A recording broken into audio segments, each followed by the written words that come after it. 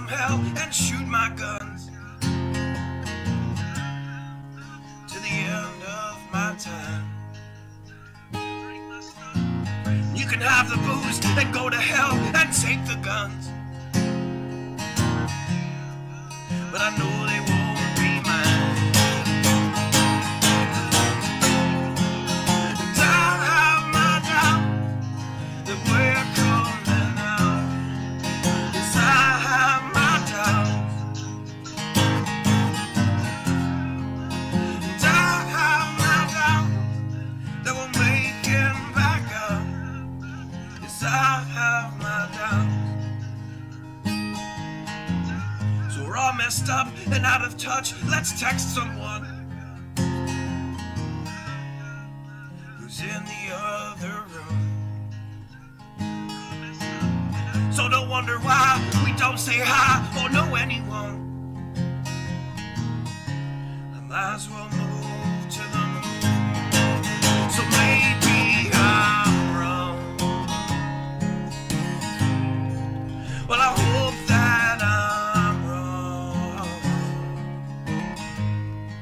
So maybe I'm wrong. Well, I hope that I'm wrong.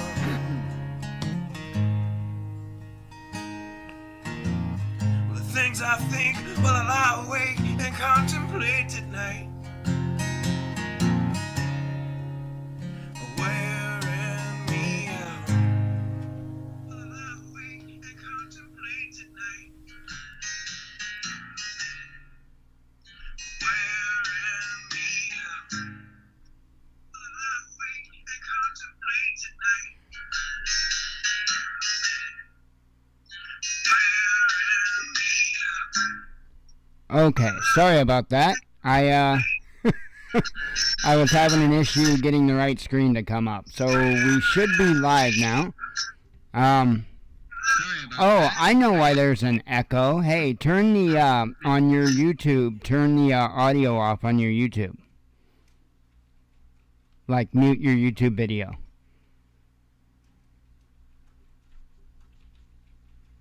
I think we're good. Okay, good deal. That's why it was echoing through. I just realized that. Anyway, I would like to welcome the Unapologetic Prepper on the show. And, man, I'll tell you what, I really enjoy what he's got going on over there. Why don't you introduce yourself and tell us a little bit about yourself? Hey, everybody. I'm just want to first off say I'm really glad to be here. This is, far too long. But for those of you that don't know me or aren't familiar with my content, I'm the Unapologetic Prepper. As far as preparedness goes, I've lived a preparedness lifestyle most of my life. And then probably about a decade ago, 2011, 2012, I took it to the next level. I went full-time RVing, spent most of my time off-grid and just, really trying to learn and really figure out what it is I wanted to do, what I wanted to be, what I wanted to do. I was active duty in the military at that time. I was in the Navy. We don't have MOSs, we have rates and we have NECs. So I was a hospital corpsman and my NEC was 8406, 8401. So I was cross-certified as an aerospace medical technician, and then I did search and rescue. So in the Navy, I was part of HSC, which is Helicopter Sea Combat Squadrons. And so we did combat search and rescue for the Navy. So as far as my military pedigree, that's what I did. And I did that for 13, 14 years. So that's kind of that's how I, my growth as a young man, that's kind of, that's what I did. And then, obviously I full-time RV'd. Eventually, got into some property, got married. And so since then, I've just been trying to live this preparedness lifestyle to my best ability. And through that course of my life has caused me to look at things very uniquely, very specialized. And I try to bring that to you guys every single day. And so, just to be honest, my biases are to efficiency, sustainability, and preparedness. If it doesn't fit within that model, I tend to not like it because it tends to not be good solutions. Because when I look at preparedness, I look at it from there's a problem, what's going to be the solution? What's a viable solution? What are all the repercussions? What are the consequences of that action?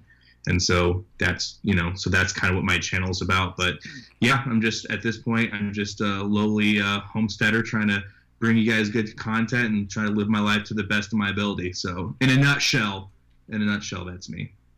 So what got you into prepping? What was it that just went off in your mind that said, you know what, we better start getting prepared? Right. So I think realistically, my family's always been into preparedness. They've always had that preparedness-minded lifestyle. So said I was in the military. I'm a fourth generation sailor.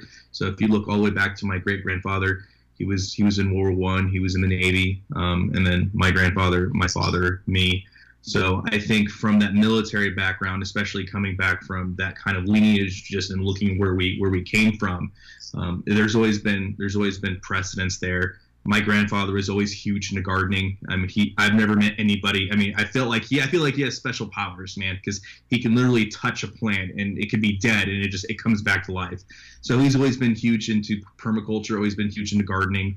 And so that was always something that I took from that. And then growing up, being a military brat, we kind of moved around all over the place. And, there are many different sequences in my life. For example, the May 3rd tornado that happened in Oklahoma, I was there. We lost our roof, almost lost our lives.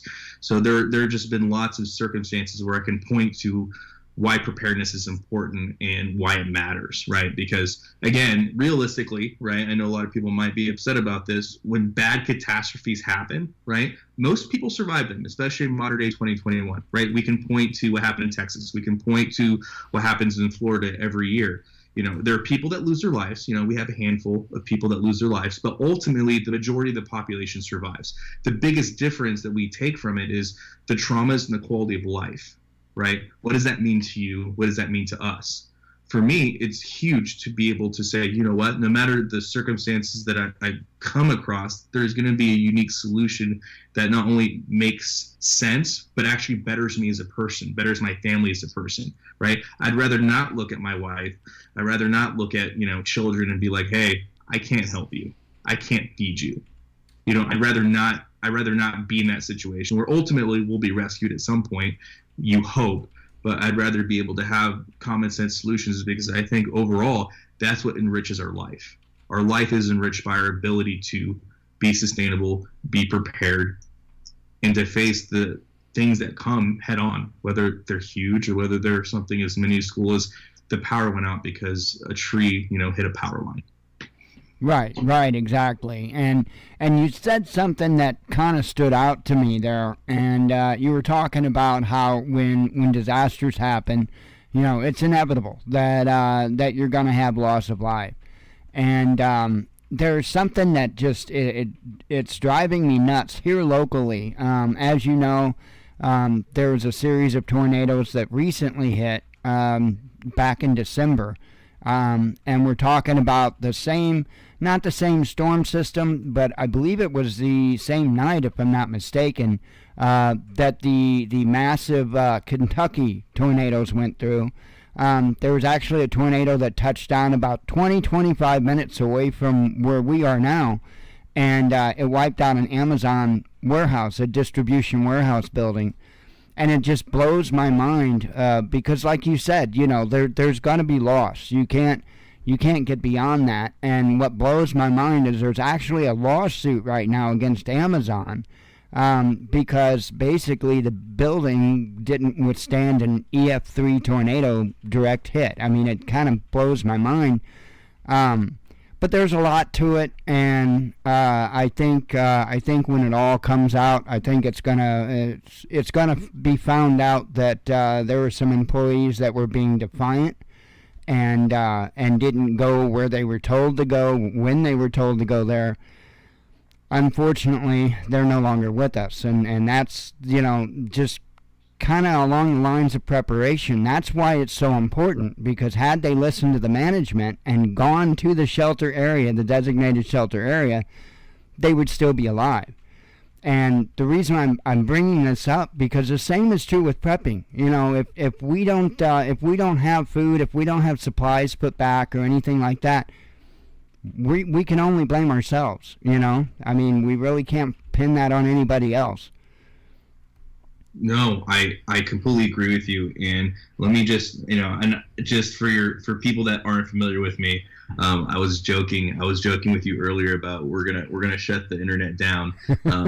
I'm a straight shooter, and I keep it close to the chest, and I keep it real. And you're right. There's always going to be some kind of loss of life, or there's always going to be negative consequences, right?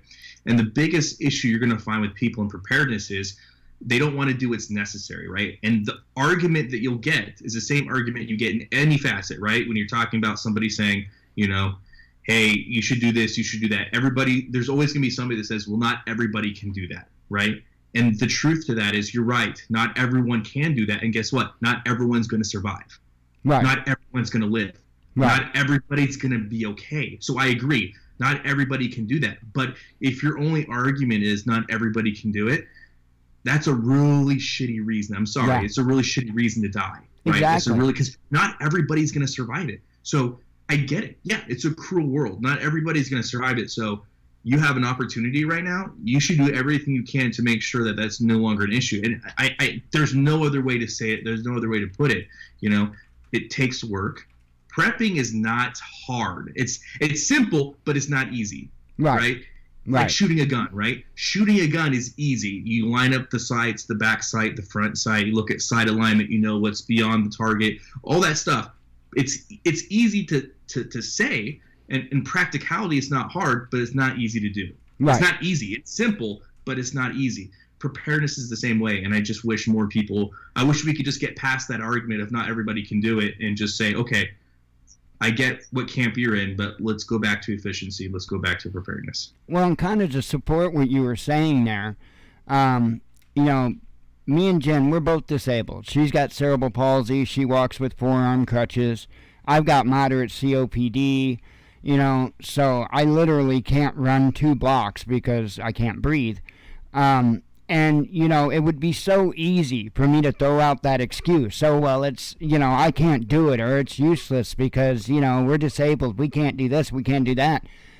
But I don't know. I have something inside of me that says, you know what? I've got to give it every single thing I've got. And in the end, if my end comes because I just couldn't do it or she couldn't do it, we tried and we gave it everything we had. There was no excuses, and like you say, it's everybody can for the most part do it, and it's just a matter of doing what you can when you can. We don't have a ton of money, so whenever we've got a little bit to put back a little bit more food or get this or that, we do it. This is what we have, and it's not a ton, but it's from years. We've been together for 7 years. We've been putting stuff together for 7 years, It's not an overnight thing. Right. I think that's great, and I just want to point out to everybody out there, I know right now, if you're looking at preparedness YouTube or if you're looking at the preparedness culture, it's very toxic and everybody's trying to make it seem like the end is near, okay?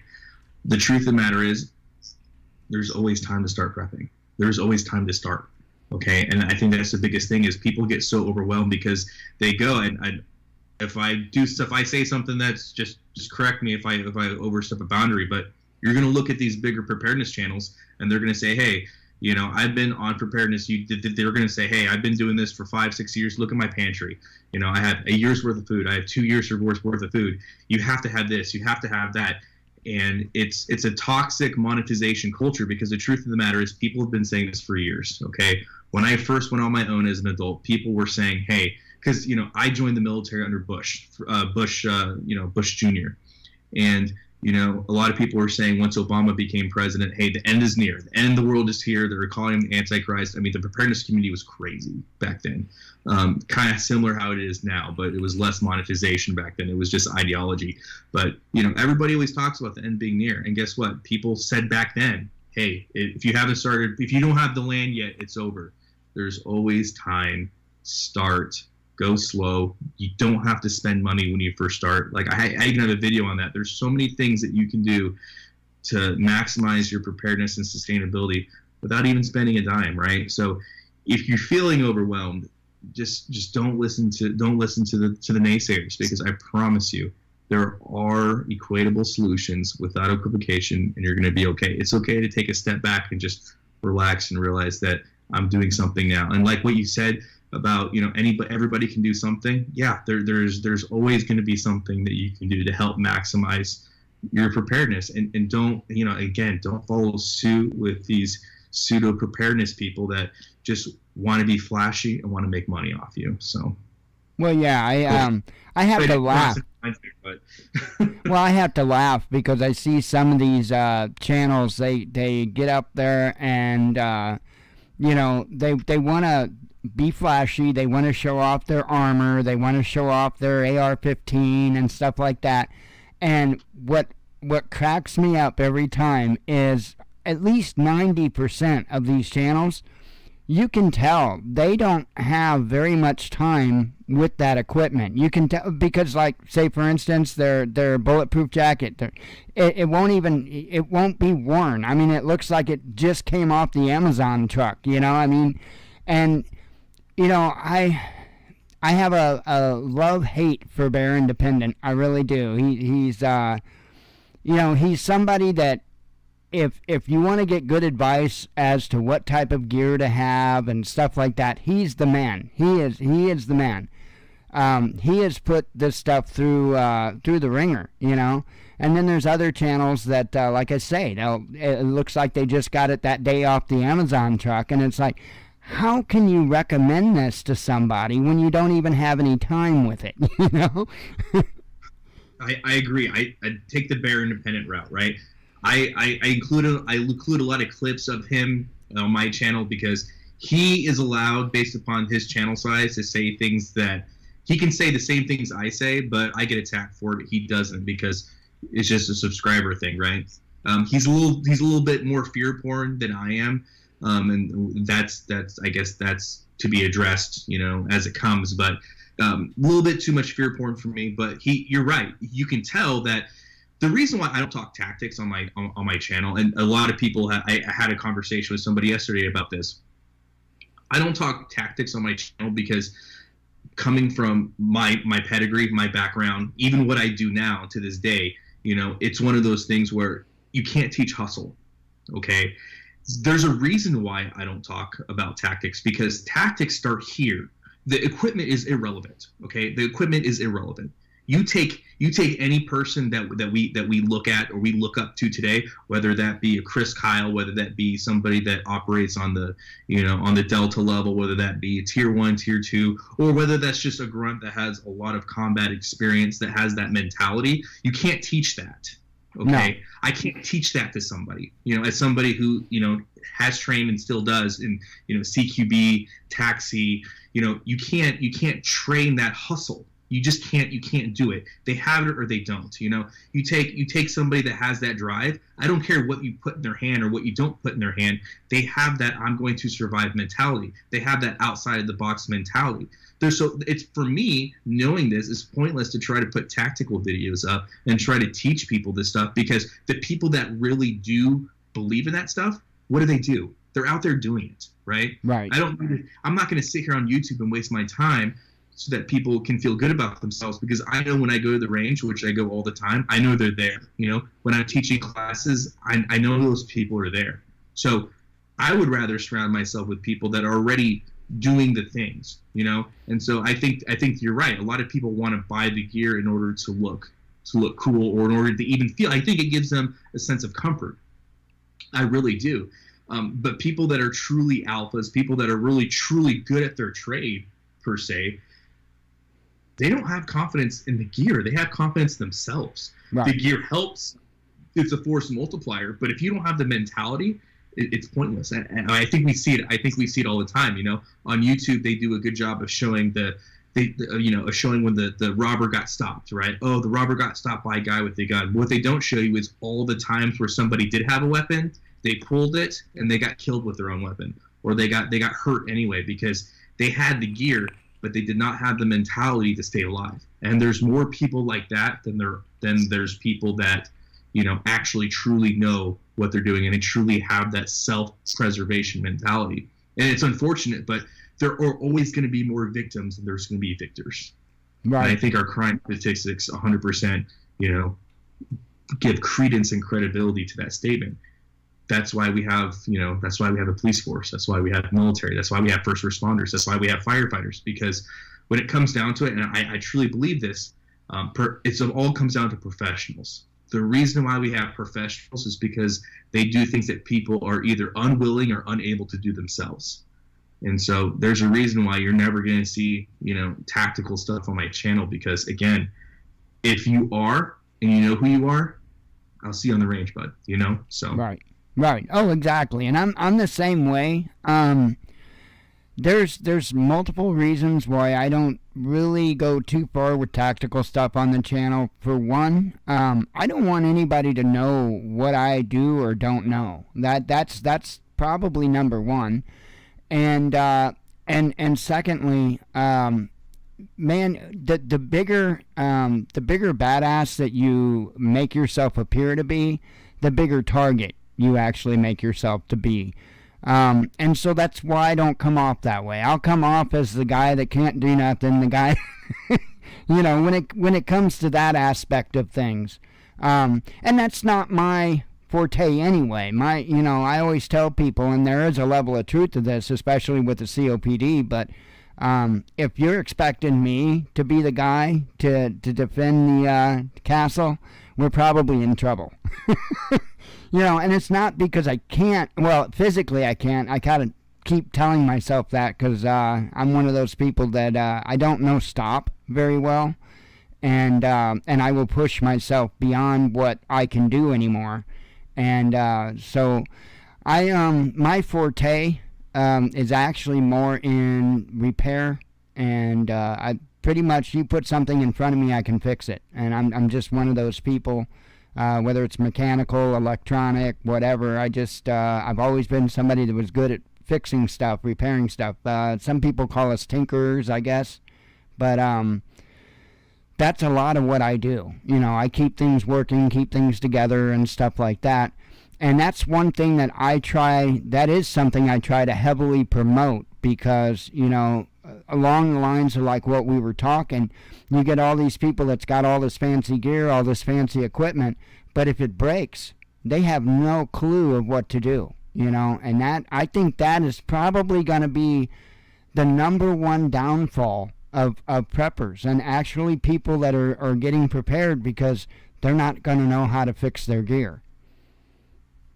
I think that's a great point. There's two things that you brought up there that I'd like to address real quick.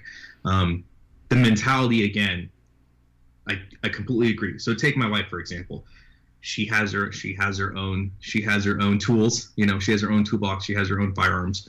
She's skilled on them. We practice. That's what's great about living on the frontier here. I have a range right here, and so I 100% trust her ability to utilize them. She has a concealed carry permit. She carries on her body all the time. I love her to death, and I don't want her going out there when something goes boom in the night. I don't, that's my job, and I'll do it. But with that being said, that doesn't mean that she's defenseless. And again, for example, I have training experience in executive protection, and one thing the Secret Service really have made, their gold standard is the box within the box theory, right? Security within security, right? So take your home, for example, right? Things that are outside, we have done a great job here on our homestead, and I encourage everyone. So if we're just going to talk, tactics right quick, let's just talk, good old common sense. If there's something you don't want stolen, don't leave it out, okay? Don't leave it in the front yard, right? So you have the security within security mindset. So if somebody wants to go out and they want to steal a bike that I have out there, well, you know what? That's not something I'm not willing to die over. I'm not willing to make a big deal about that. It sucks, but it is what it is. So anything I have outside, again, low priority. Things that are within my doors, higher priority. Things that are within locks, higher priority. Things within locks and doors, higher priority, right?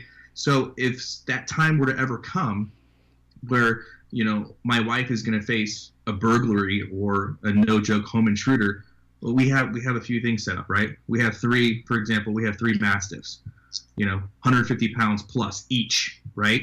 That's a pretty big deterrent, okay? She has firearms, right? Pretty big deterrent. So reality sets, the most important thing is my wife and my family, everything else. So if she can secure herself into a smaller room, have an AR-15 trained at the door, three large, 400 pounds worth of dog each, I think she's going to be pretty safe. Sure, if you want to take my TV or you want to take my couch, go for it. But ultimately, when you're talking about security, when you're talking about everything else, when you incorporate levels of security and when you're smart, you're going to be able to thwart most things. You really are, because things are about what is easy, what is seen as an easy target. And when you do these basic implementations, you're no longer an easy target. I mean, truth be told, in our town, we had a lady that just died from a dog attack, right? The dog was a 130-pound dog, and it literally ate her. There's a reason why when SWAT teams go to houses, even with no-knock warrants or with warrants, whenever there's an aggressive dog, everything stops and the whole policy changes. Because dogs are that big of a threat. They're that big of a threat to law enforcement. They're that big of a threat to military personnel. So, again, it's about making a layered approach, So you're right. You don't have to be tactical Billy Badass to be able to protect your family. You just got to be have a little bit of intelligence, Just use some common sense, be smart. And to your next thing, I think you're right. I think we're seeing huge leaps and bounds in right to repair.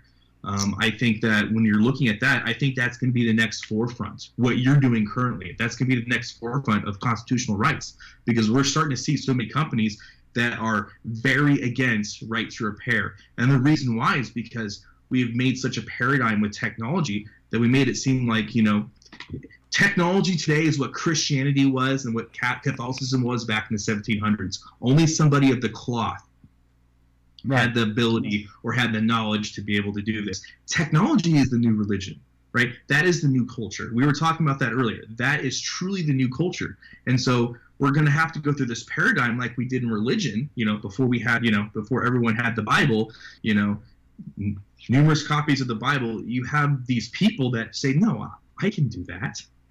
I can handle that technology. I know how to do that. And you have these big corporate entities that are saying, no, you're not of the cloth. You're not our technicians. We don't want you playing with this, right? And why is that? Knowledge is truly power. If you allow people to take religion and you allow people to educate themselves, and you allow people to be better, they're going to go with what's best for them and their needs, not what's best for your needs. It's the same thing with technology, just like religion. When you allow people to educate themselves and interact with technology, they're going to make it better. They're not going to need to be dependent upon you anymore. And that's what we're seeing. There's no difference. I mean, honestly, you look at right to repair and you look at technology, you're looking through all the complaints and all the case law that's happening right now, and you compare that to, Catholicism in the 1600s.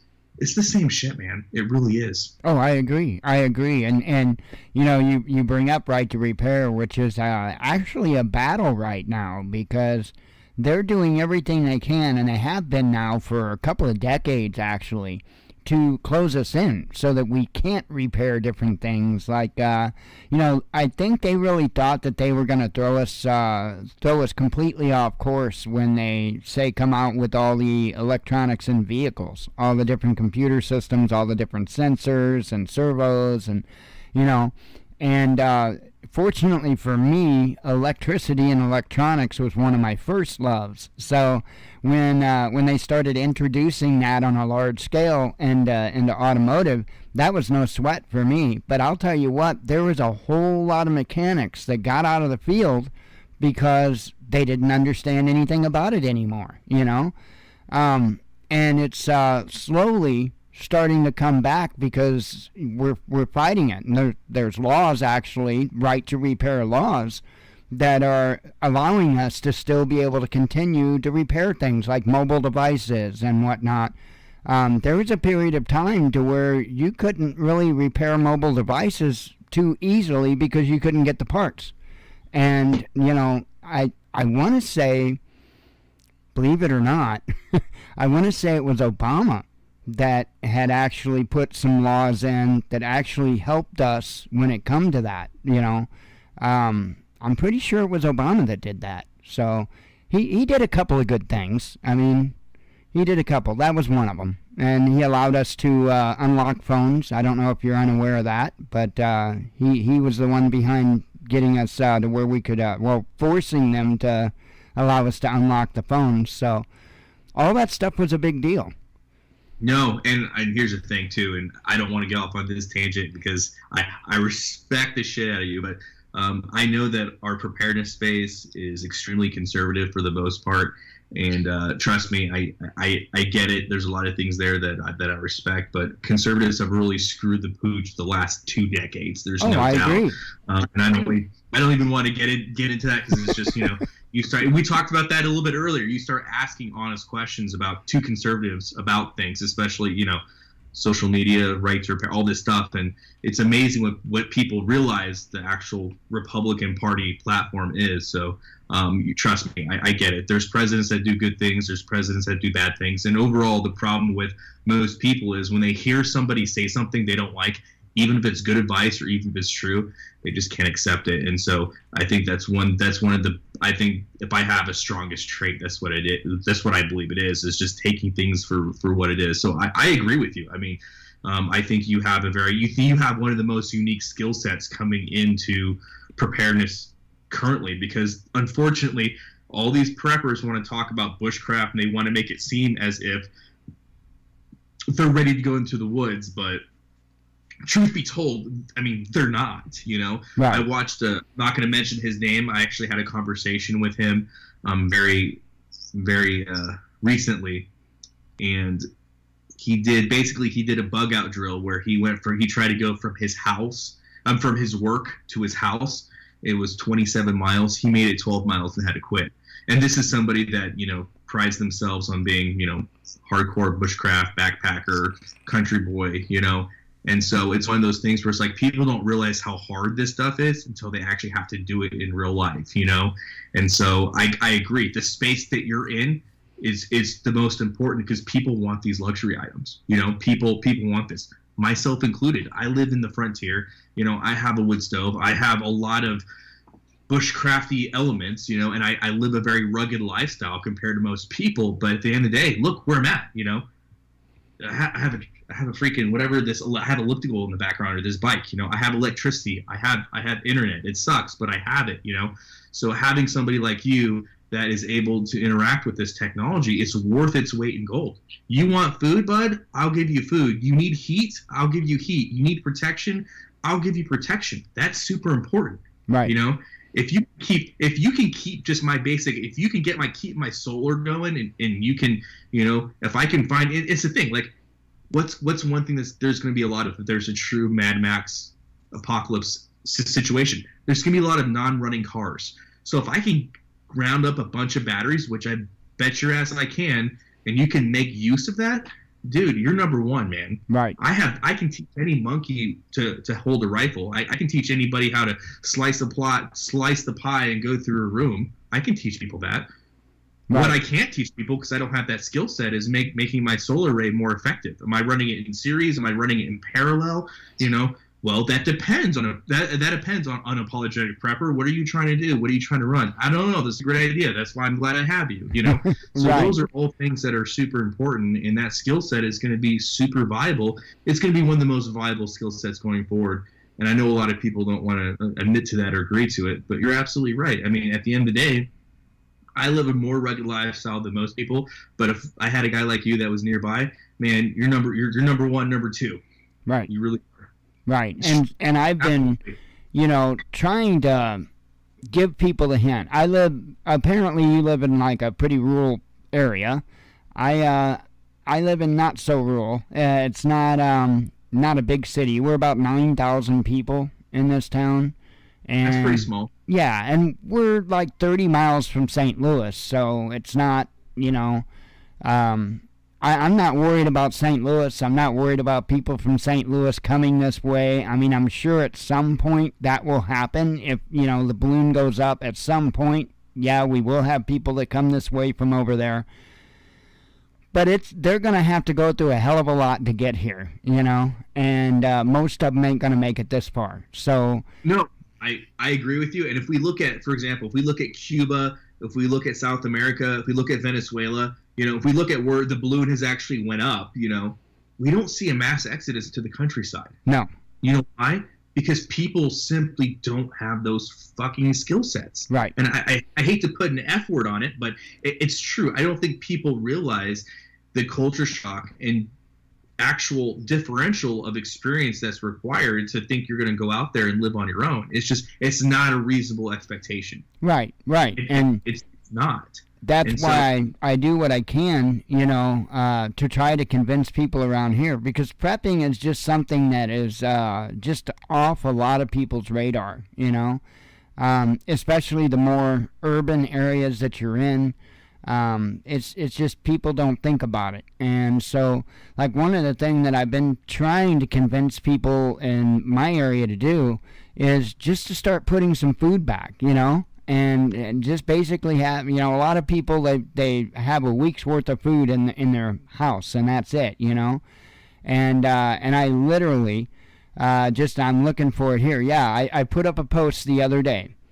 I said, just did an online order for grocery pickup, and holy cow, lots of things are out of stock. I really hope folks are paying attention, and most importantly, putting food and supplies back. And I said, no, that wasn't the post. Basically, what I said is, there's a lot that I can do to help, but feeding you isn't one of them, And so, kind of trying to let everybody know, hey, get some food put back. And, when this happens, just remember what I said. And, when you need something repaired, when you need to figure out how to make this work, or maybe you just need a charge on your mobile device because you need to take a break and you need to listen to that song that you love so much, whatever it is, because that in return is going to benefit me. The good thing about where we live is we've got everything here. We've got farms, we've got, our own lake to be able to get water. There's pretty much, we even have our own power plant in town. Even though it's a little town of 9,000 people, we have our own power plant. So that's a big deal, in my opinion. That's, again, depending on what happens, we could have an EMP, and if that were the case, that power plant's pretty much, I won't say it's useless, but it will be useless as it stands. However, with enough of the right people, maybe we can get that thing trickling some power out, So it just kind of is what it is. But I like you say, I think that's going to be an important thing going into the future is going to be knowing how to do those things. And but we're going to need the other skills too. We're going to need the people that are more tactically geared, stuff like that, because you're going to have to cover all those bases. No, I think that's a good point, and let me just say, because I'm not even going to pretend like I know your audience, because I don't. I know my audience pretty well, but I'm not going to pretend like I know your audience. But let me tell you this: everything you said, I couldn't agree with you more. So let's just take me for example. Military trained, combat search and rescue. I worked on the CSAR team, so I worked as a flight medic. So tons of medical tactical experience. I've done executive protection for a few, let's just say for a few names that if I were to mention, you guys would know. So, I have a homestead. I grow a lot of food. I would say I'm set up pretty well, and it's through the grace of God. It's through having an amazing wife that has lots of experience herself. We pretty much create we're a power couple that allows us to do what we do, right? We grow, all the meat we'd ever need, we grow here on homestead. Power generation, we do a lot of that. But even with all that being said, I'm telling you, without a shadow of a doubt, if I had to choose between, somebody who's on our current, so take our county, for example, we have our county has a ERT team, emergency response team. I promise you, I would take a guy like you over somebody on that emergency response team. You know why? Because your skill set that you offer is invaluable to my life. I'm not going to get into a firefight every fucking day, right? Even in country, we don't get into firefights every day, right? Police officers, when they go to work every single day, yes, there's attacks on police officers. Police officers are getting tracked down and killed. That doesn't happen every day. You know what I do use every day? I use a fucking cell phone. Right. I use my computer. I use everything else. Your skill set is invaluable. Let me tell you something else me and my wife are talking about. Kova, our female, she needs a new bed, okay? And we're looking for beds that fit 160-pound mastiffs. They're pretty expensive. Prices on everything have gone up. But you know what? If you're somebody that knows how to sew, if you're somebody that I give you all the supplies and you can make a bed for me, what do you want? You want food? You want power? You want protection? I'll come by with 15 pounds of lamb chop, high quality backstrap. It's going to be in your freezer. Yep. I will do that because I'm a producer. And you bring up a good point. I always tell people, make sure you get whatever tools for your particular trade that you need. You mentioned the bed and you mentioned sewing, right? I really don't know that whole bunch about sewing. However, we've got a black lab, and real quick it got old buying new harnesses for her because she thinks she's an ox, and she keeps ripping the little tab that holds her harness. And anyway, instead of going out and spending $30-40 every 2 months, I'm like, you know what? I'm going to get a sewing machine. Not only because I won't have to buy a harness every 2 months, but when the balloon does go up, I've got a sewing machine. I can mend clothes, I can do this, I can do that. So I'm always looking for more tools, even if it's something that I'm not well versed in. At least I have the tools. At least I have the equipment to do it, I completely agree with you. And that's the thing.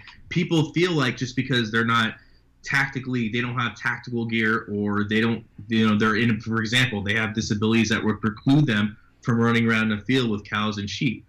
Brother, sister, I get it. And you don't have to do that. That's what's great about building robust communities. You don't have to. Not everybody has to grow their own food. I promise you. That's how society was built. You don't have to. Certain people have certain traits. The problem is, when we look at society in 2021, less than 1% of the population is responsible for feeding the other 99%. Right. If we're looking at it, that's the issue. Less than 1% of the population of the United States defends this country, whether it's military or law enforcement or fire. Right? Yep. Less than 1% does that. So we have created a culture based upon dependency because it's convenient. But I promise you, if you are somebody that is disabled, you can't go out there and chase cows. I get it. You can't go out there and hold a rifle and do, patrol checks. I get it. But if you can build a dog bed, or if you could sew a dog bed for me, or you can sew clothes or keep gear together, right? In the military, we call those parachute riggers. If you have that basic skill set, I promise you I'll take care of you, because I always have a sewing need. I have 3 or 4 sewing needs now. And I have a lady that does sewing, but she's so overtaxed because everybody's coming to her for sewing stuff too. If I had a sewing person right now who is like, I'm totally free and I'm willing to sew, I have 20 pounds of high quality, organic, all the hashtag meat that I'm willing to drop off at your house. I don't know how far 20 pounds of meat will get you, but for the average person or small family, that'll get you pretty far. Right. 110% willing to do it. I won't even blink, brother. I won't even blink. Right. You get me a dog bed and you take care of some of this basic stuff I have 20 pounds of high quality meat. Beef, lamb, combination of both. You let me know. It's gonna be in your freezer. And you get back to me when you get back to me. If you can have it done in a week or two, it'd be much appreciated. I'm not even joking. I'm being so serious right now, because people want to put this overemphasis on, things that they think preparedness is about, and it's not true. It's the same thing with your skill set, right? Dude, if something happens, or if you have a way to make my solar more efficient, what do you want, man? I thank you for explaining it to me. I'm 100% in. What can we do? What do you want? What do you need? Exactly. And that's what I really promote. I promote as much as possible to people, because like you mentioned earlier, and you couldn't be more on target, every day, after the balloon goes up, whatever you want to call it, that's HTF, every day is not going to be fighting battles. And it almost seems like so many people in the prepper community want to make it seem like every day is going to be that struggle where you're, and I'm the same way when I recommend gear to people, because you get a lot of these prepper channels that want to just promote the high dollar stuff that many people can't afford. And I look for the items that people can afford, that's within their reach, but is good enough quality that it's going to get the most people buy. That's like a poncho and poncho liner. It's not military surplus. The poncho doesn't have the rubberized coating that the actual military ponchos have. The brand is USGI. I don't know if you've ever checked it out, but the poncho is ripstop nylon and all that stuff, and it's not bad. And like I tried to explain people when I did a review video on it, you're not going to be fighting, you're not going to be going through the brush. You're not going to be, people that are planning that every day an SHTF is going to be that aren't going to survive very long. That's just a fact. You bring up a great point. Let's take Texas, for example. So cold is something, and I wasn't going to get into this, but I'm going to be very straight. Let's talk about the gear that you were mentioning, right? Being cold. There have been 2 times in my life I thought I was going to die because I was too cold. The first one, I wasn't really going to die. I was just young and I was super cold, so cold. So the first time I thought I was going to die from the cold was when I was in SEER school. So with my certain job, what I did in the military required me to go to SEER school, Survival, Evasion, Resistance, Escape. So I'm a graduate of SEER school for the military. I thought I was going to die the first night. I was literally that cold. It took me until 11 o'clock a.m. the next morning while rucking and hiking to finally feel my feet again. They were putting us through stress, a body inoculation of stress. They want you to basically give you the best experience of what it would be like if you were shot down or stuck behind enemy lines, right? And if you're not familiar with SEER school, you can Google it. There's tons of information, especially at this point on that school. The next encounter that I had was back in 2012. It was January 2012, and I was full-time RVing. I was off-grid, and I did something really stupid. I didn't top off my propane tanks, and my propane tanks in my RV depleted. I thought I was going to die. It was literally negative, below zero. I mean, it was in the negatives. I thought I was going to die. I did not have the gear that I needed. And essentially what I did was I was able, because I literally woke up, my body was, I felt like needles were all over I felt like I was getting stabbed. I was able to literally crawl into my truck, turn my truck on, because my truck had fuel. I had fuel in my truck. I cranked up the AC, and I literally passed out. I woke up, and it was, maybe 2.5 hours later, and it was finally, the heat was on full blast, right? I woke up and I was like, I'm never doing this again. Those are the only 2 times I ever thought I was going to die from being too cold. And I told myself, I'm never going to allow that to happen. And what you mentioned is great. This is somebody, at this point, I had 2 deployments under my belt when I was full-time RVing, right? So I had 2 deployments under my belt, already graduated SEER school. Like, I'm supposed to be the guy that's not going to have those issues. Was I crawling through the fucking brush? No. Was I on some mountainside somewhere? No. Was I engaged in some combat or some kind of infliction event where I was firing back at some enemy? No. I was literally battling the elements inside my RV because my propane ran out and I was so fucking cold. I woke up to stabbing pain and I literally crawled into my truck, turned the heat on, and I passed out. Right. That's what happened. So if I had the ability, what would be my solution, right? Preparedness is about solutions. What would my solution be? You mentioned a poncho? Yeah. Get gear. Does it have to be the most tactical, expensive gear? No. I didn't need something to crawl through the winter with. I just need something I could put on my body while I was in an RV and survive, right? And so that's what we have. Me and my wife, we both, we have our normal stuff, right? Everybody has their blankets. Everybody has, their normal linens and stuff. But if some shit goes down where the power's out, I have 2 Arctic Slumberjacks. We invest a bit of money in. They're not tactical, but you know what? We're going to be in our home, or we're going to be wherever. Yeah, we jump in those things. Our heat problems are solved. Yep. Right. It's the same thing. There's a problem. There's a solution, because most people, in Texas is a great example. When you need to heat yourself up, it's not because you artificially put yourself in a bad situation. It's because Mother Nature's throwing you a curveball, and wouldn't it be nice to have a solution to that curveball? I guarantee you those people aren't going to be trying to hike or do anything military combat related. They just have a need and they need a solution. And I think what you mentioned is perfect. It doesn't have to be military surplus, but hey, if you can jump in it and it's going to keep you alive overnight because of something bad's happening, I'd say even you have a pretty good piece of equipment. You should probably think about investing in keeping it. Yep, and I've actually been covering that lately because with everything going on, we have no idea what's going to happen. It could be anything from, we could have a major power outage from a cyber attack. We could just be a matter of, right here in town. I just did a story the other night where a local news station interviewed a guy here in town, and his natural gas prices have doubled. And now we have electric heat, so we haven't been that affected by changes. But nonetheless, it could come down to that. It could come down to just the bills becoming so high, so we have to turn the thermostat way down or even turn the heat off, So to me, it's important for people to come up with these things.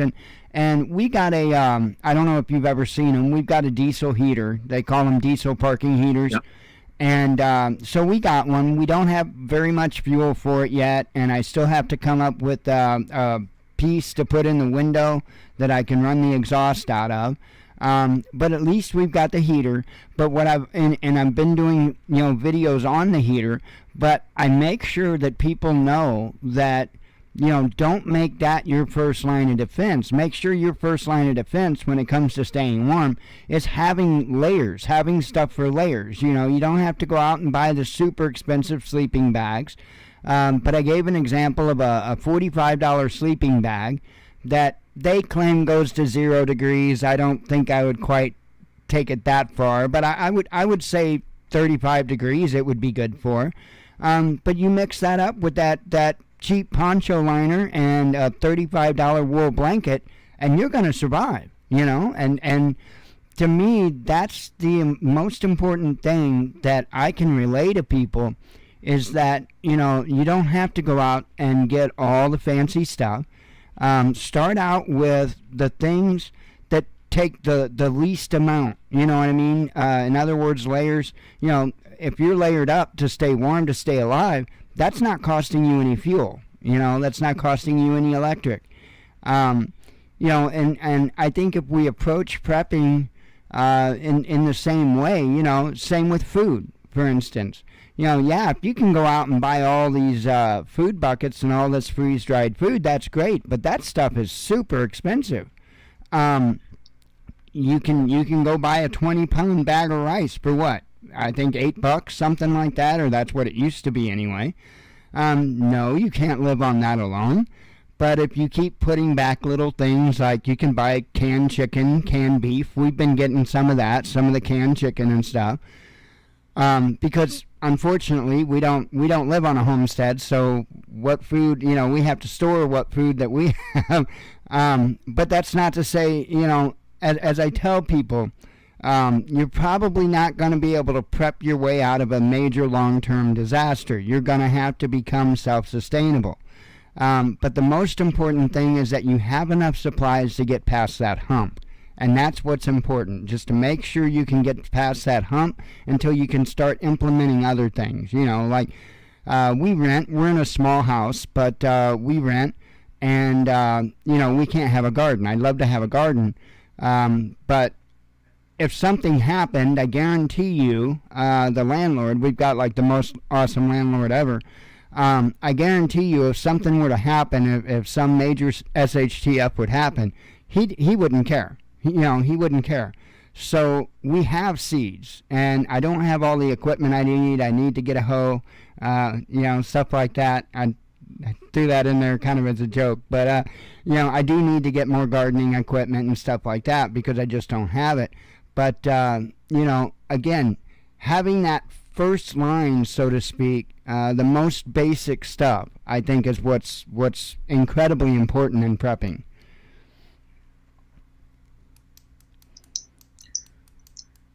Yeah, I mean, I think you're spot on, and I get it.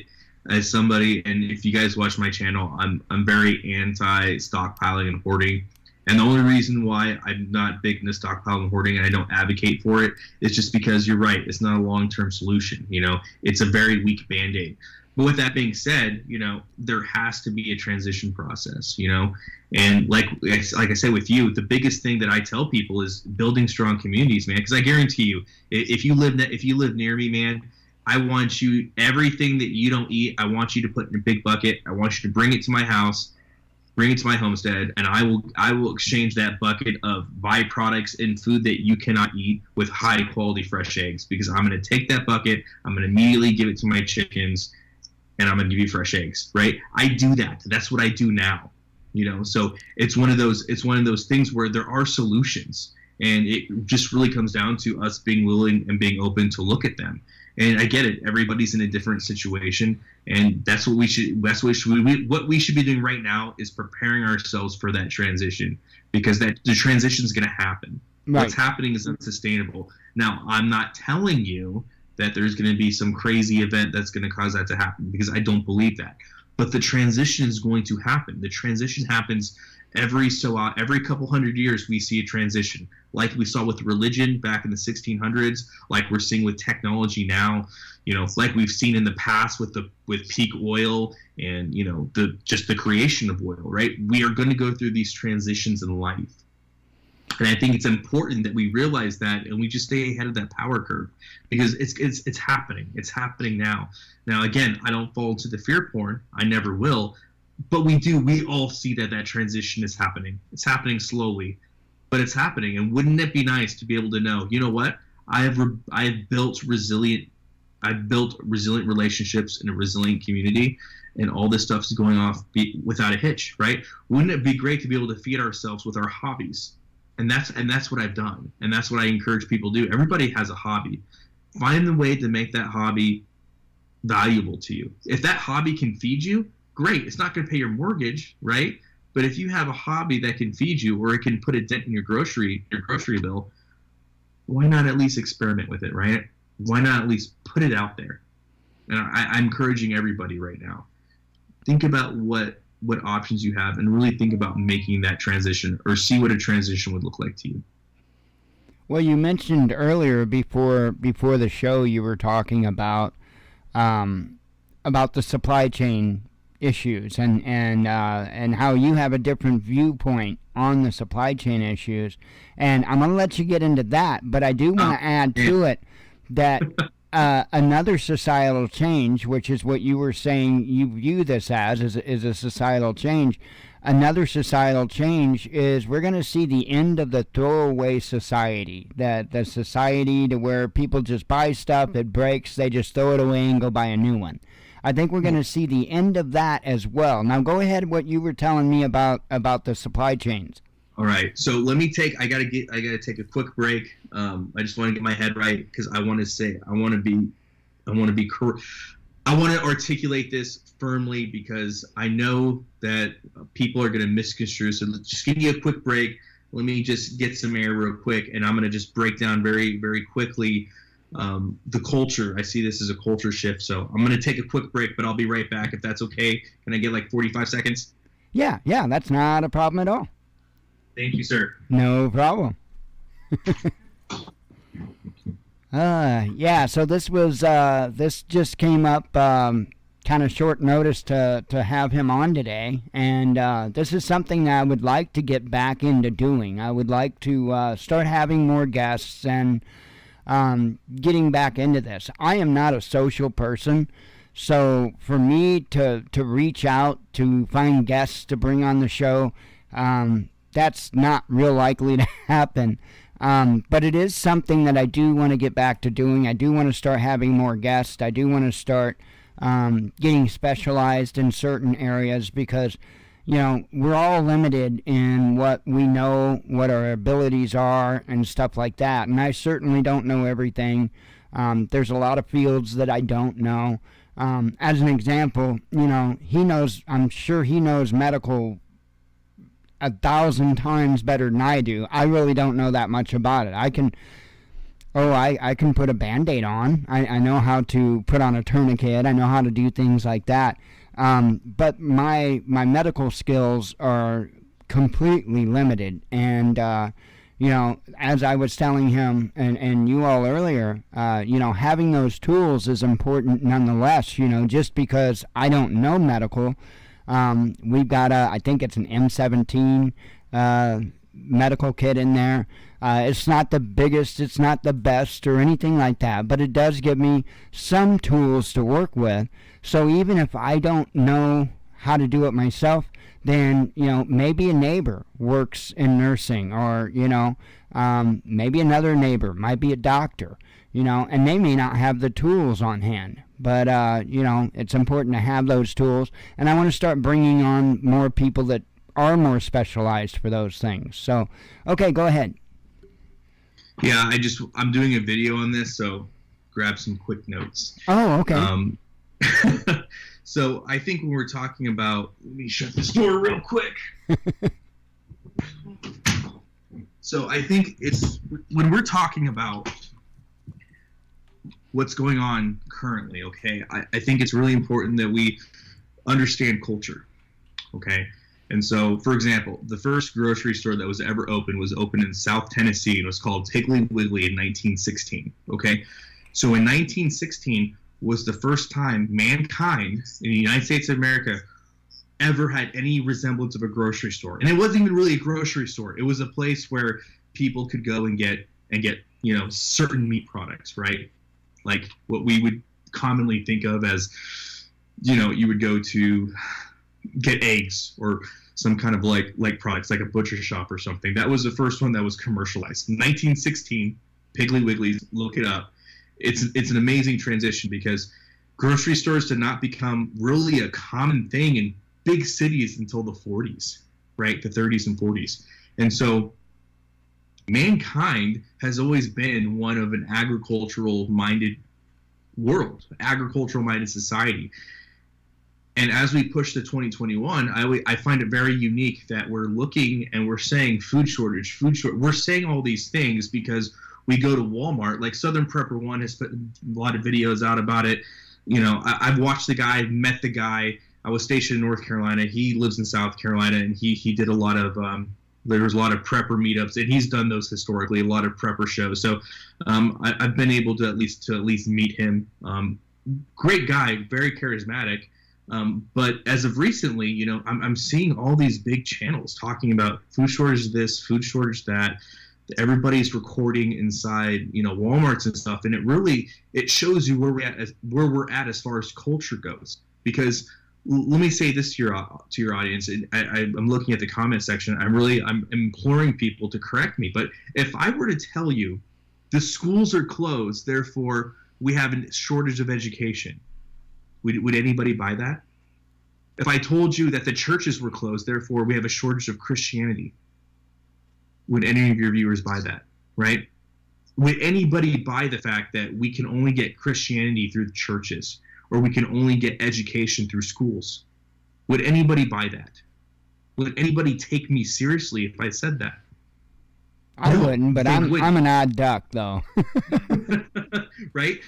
You can find Christianity, right? You can find God. There's literature everywhere. It's the same thing with food. There's no food shortage. The problem that we're having is there's an inconvenience shortage, right? Because there's tons of food. It's just we have trained ourselves. Our culture has told us if it's not packaged in plastic inside a refrigeration at your local grocery store, it doesn't exist. That's the truth. And we've been trained that way. It's kind of like social media. Like I was telling you before the show, right? Here's my cell phone, right? My cell phone's right here. 30 years ago, if I told you, how did a guy look at porn 30 years ago, right? Dirty magazines, maybe a dirty video. That's how they did it, right? How did you get entertainment? You had to go somewhere. If you wanted theater, you had to drive to the theater. If you wanted to go to a restaurant and get food, you go to a restaurant. Within 20, 30 years, that's all changed. This cell phone allows me to watch porn whenever I want. Allows me to watch YouTube whenever I want. Allows me to watch music whenever I want, listen to music, order food. This is the new culture, right? If you were to ask anybody in their 20s or even 30s, hey, show me how to use a map. They don't know how to use a map. How did people drive and go from point A to point B? I mean, we had commercial highways back in the 90s, right? How did people know how to get to point A to point B without GPS? All of this is cultural. So we're seeing a cultural shift, and the shift is showing how unprepared and how dependent we are on the system. And I'm not trying to be mean. I'm looking at this from all factuality. If you really are going to depend on these systems to give you everything you need, well, then you have to at least accept the responsibility and the consequences of that. And right now, they're pretty dire. They are. And I'm sorry, and I know that's going to hurt a lot of people, but unfortunately, we have to look at this from culture, right? There's culture where I'm at. I'm not immune to culture. In this video, you're going to see there's a bobcat that has completely, took quite a few of my flock this week. That bobcat is the same culture in a different way that we're seeing, right? The bobcat can't take me on one-on-one. He can't. But what he can do is he can wait till I get complacent. He can wait till I get lazy. He can wait until I mess up, and then he attacks. Culture has done the same thing. These corporations have done the same thing. They've allowed you to be relaxed. They've allowed you to be dependent upon them. And then what do? They raise prices. They do what capitalism does. And I think capitalism is great. I'm definitely not a fan of socialism. But you can't have socialism without government tyranny, and you can't have capitalism without government intervention. We truly do not have a real capitalistic society. No. There are rules, there are restrictions in place, because if you allow a truly capitalistic society, you are going to have companies that kill off everybody else and make it to where they're the only dictatorship. Capitalism always leads to socialism. Right. Always. Right. It'll always I agree. get there. I agree. It'll always get there. And so it's important that we look at that and say, okay, so this is the reality. What are we going to do about it? Right? And I think that's why it's so important to build these robust communities. Because I'm not saying never shop at the grocery store, right? I'm not saying that. But wouldn't it be nice, right? Wouldn't it be nice if you could make somebody a dog bed and you wouldn't have to buy meat at the grocery store for a month or two, right? Just take that into perspective. Wouldn't that be nice? That'd be awesome. Wouldn't that be nice? Yeah, wouldn't that be nice if you could be like, you know what? Hey, Mr. Watchman, I want to make a website because I want to sell some animals. I'm wanting to put some animals up there. If I pay you, can we get that done? Or can I drop off, 20, 30 pounds of venison at your house? Is that okay? Can we come to some agreement, right? Those are the types of situations and communities that we should be building. Well, I'm not saying it's going to be a full fix, but wouldn't it be nice if you knew you didn't have to go to the grocery store for a few months because you did somebody a favor that was really meaningful to them? That is what I'm imploring people to look at. And because that's what opportunities are out there. I've been starting. Right here, I've got 2 knives that were that I traded. I built a website for a guy, and he made me a couple of knives, And that's actually what I'm trying to work towards doing, is building those type of relationships, because, like for instance, I couldn't afford to pay cash to buy these knives. I don't, if I had the money that he charges for these knives, it would probably go somewhere else. You know what I mean? So it really works out well for me to be able to trade that. It's funny you mentioned that. So I'm sure for those of you that aren't familiar with me and my channel, we just had 9 Mastiff puppies. Mom's 160 pounds, dad's 230 pounds. They're huge dogs. And something that I've been looking at wanting to do is, kind of off-grid vehicles. I want something that is going to, that's going to run even if something happens, right? Or I want something that's a little bit more fuel economic. I'm really getting back into some of my robust, we have a river that runs, one of the biggest rivers in our state, kind of runs right past our property line. So I would like to have some kind of vehicle where I can kind of go anywhere within a 60-mile radius, on-road or off-road, and be able to do that and do it pretty, discreetly. And lo and behold, I met a guy, doesn't have a whole lot of cash, but he has the motorcycle that I've been looking for, and the year is perfect, where I don't really have to worry about, Just a perspective, it's the same motorcycle from Rambo First Blood. great condition, Yamaha, great condition, and I traded him a puppy for it, And so and people like me, producers like me, we are 100% open to the trade, right? We're 100% open to looking at what's there, because realistically speaking, that, like you said, it's worth its weight in gold. Could I afford? Would I buy this? If I try to buy this vehicle, I mean, you're talking. I'm looking at the worth of it and the condition it's in. $3,500. I don't have that, but he really has. He has property. He has young children. He has some poultry, and he needs something that's big. Their thefts are going up in the area. He wants a big dog. Well, I traded him, potentially, dog's going to be a 200-pound dog, but he's getting a 200-pound dog, and I'm getting the vehicle that I'm looking for. So these things exist, You just have to be willing to ask. Because I promise you, producers like me, and I talk about silver and gold all the time, everybody says you can't eat gold. You're right, and you can't eat dollar bills either. But you know what? Somehow they're still worthwhile to a lot of people, most people. People like me that produce, I promise you, right now, I'll take your dollar bills, and I'll take your silver. Tomorrow, though, I may not take your dollar bills, but I'll still take your silver. But you know what? I also need dog beds. But you know what? I also need certain things sewed and mended. There's a lot of things that I need that I don't have the skill set for, because I'm not the smartest guy in the world, right? I can barely read and write, but I show up. And so I think that's the most important thing. If you show up, man, there's so much value in that. Right. There's so much you can get. I'm not saying it's a fix-all, but again, wouldn't it be nice if you just spent, 6-7 hours of your day, right?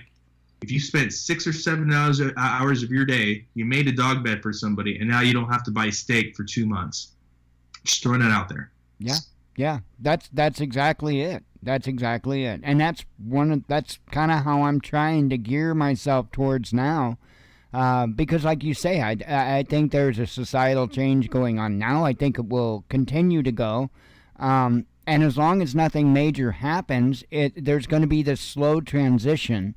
And I think there's a good chance we're going to see a lot of the older style stuff come back. Like you mentioned, you were talking about the Piggly Wiggly.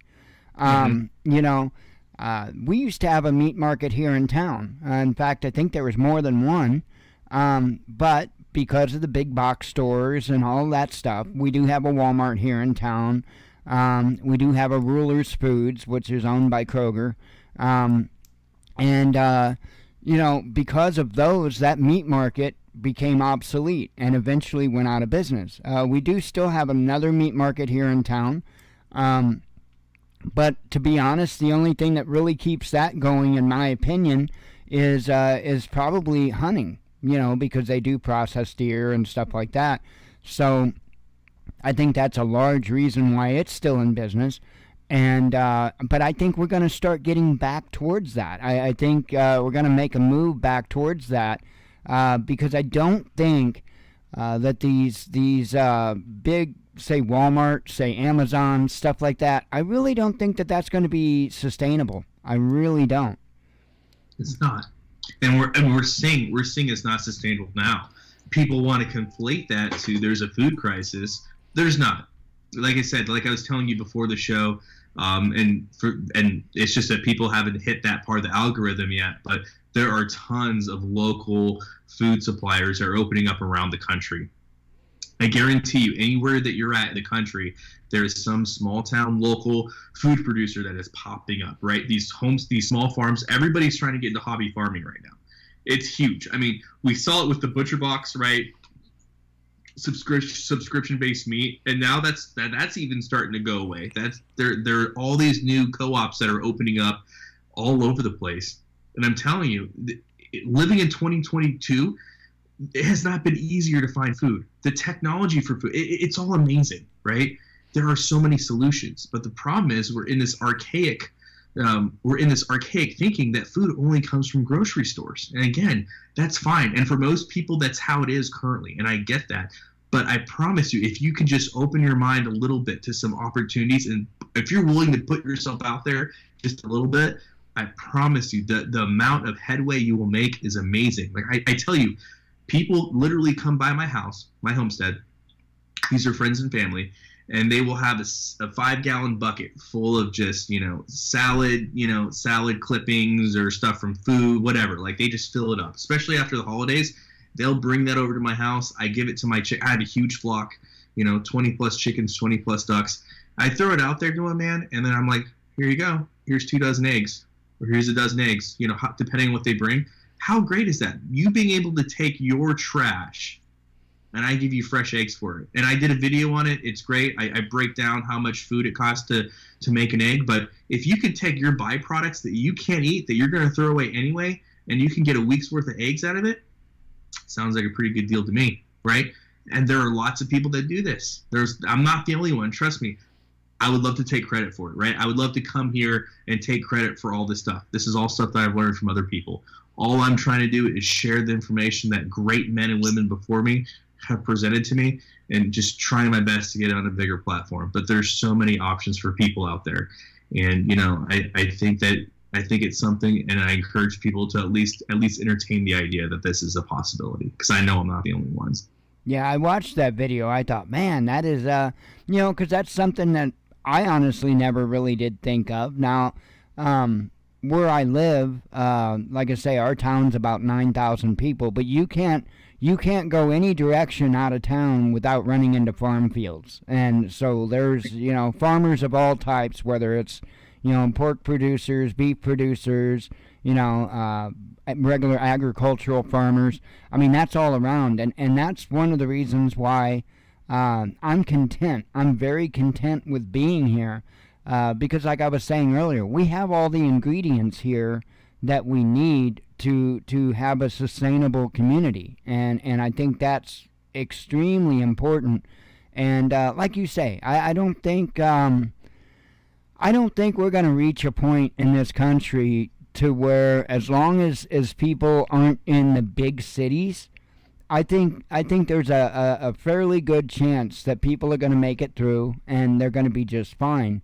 One of the things, like you were saying, the societal change, I think we've seen a lot of that actually happen, and that's in the form of income. For instance, when the COVID thing all came around, a lot of people were put out of work, and so it got to the point that people were finding their own way. They were picking up side hustles or whatever. It got to the point that the IRS, and I'm sure you know about this, are actually going to start watching people's like PayPal and Venmo accounts and stuff like that, so that if you get anything over $600 in a year's time income on those, we'll call it, it's still a form, in my opinion, it's still kind of a form of digital currency. They're going to start watching that, and if you make over $600 income on your account, well, then they are going to send you a 1099, so you file taxes. And I think the reason why they really pushed for this is because of so many people that were put out of work, starting those side hustles just so you can get by. And I think that's why we're actually seeing the labor shortage that we are right now.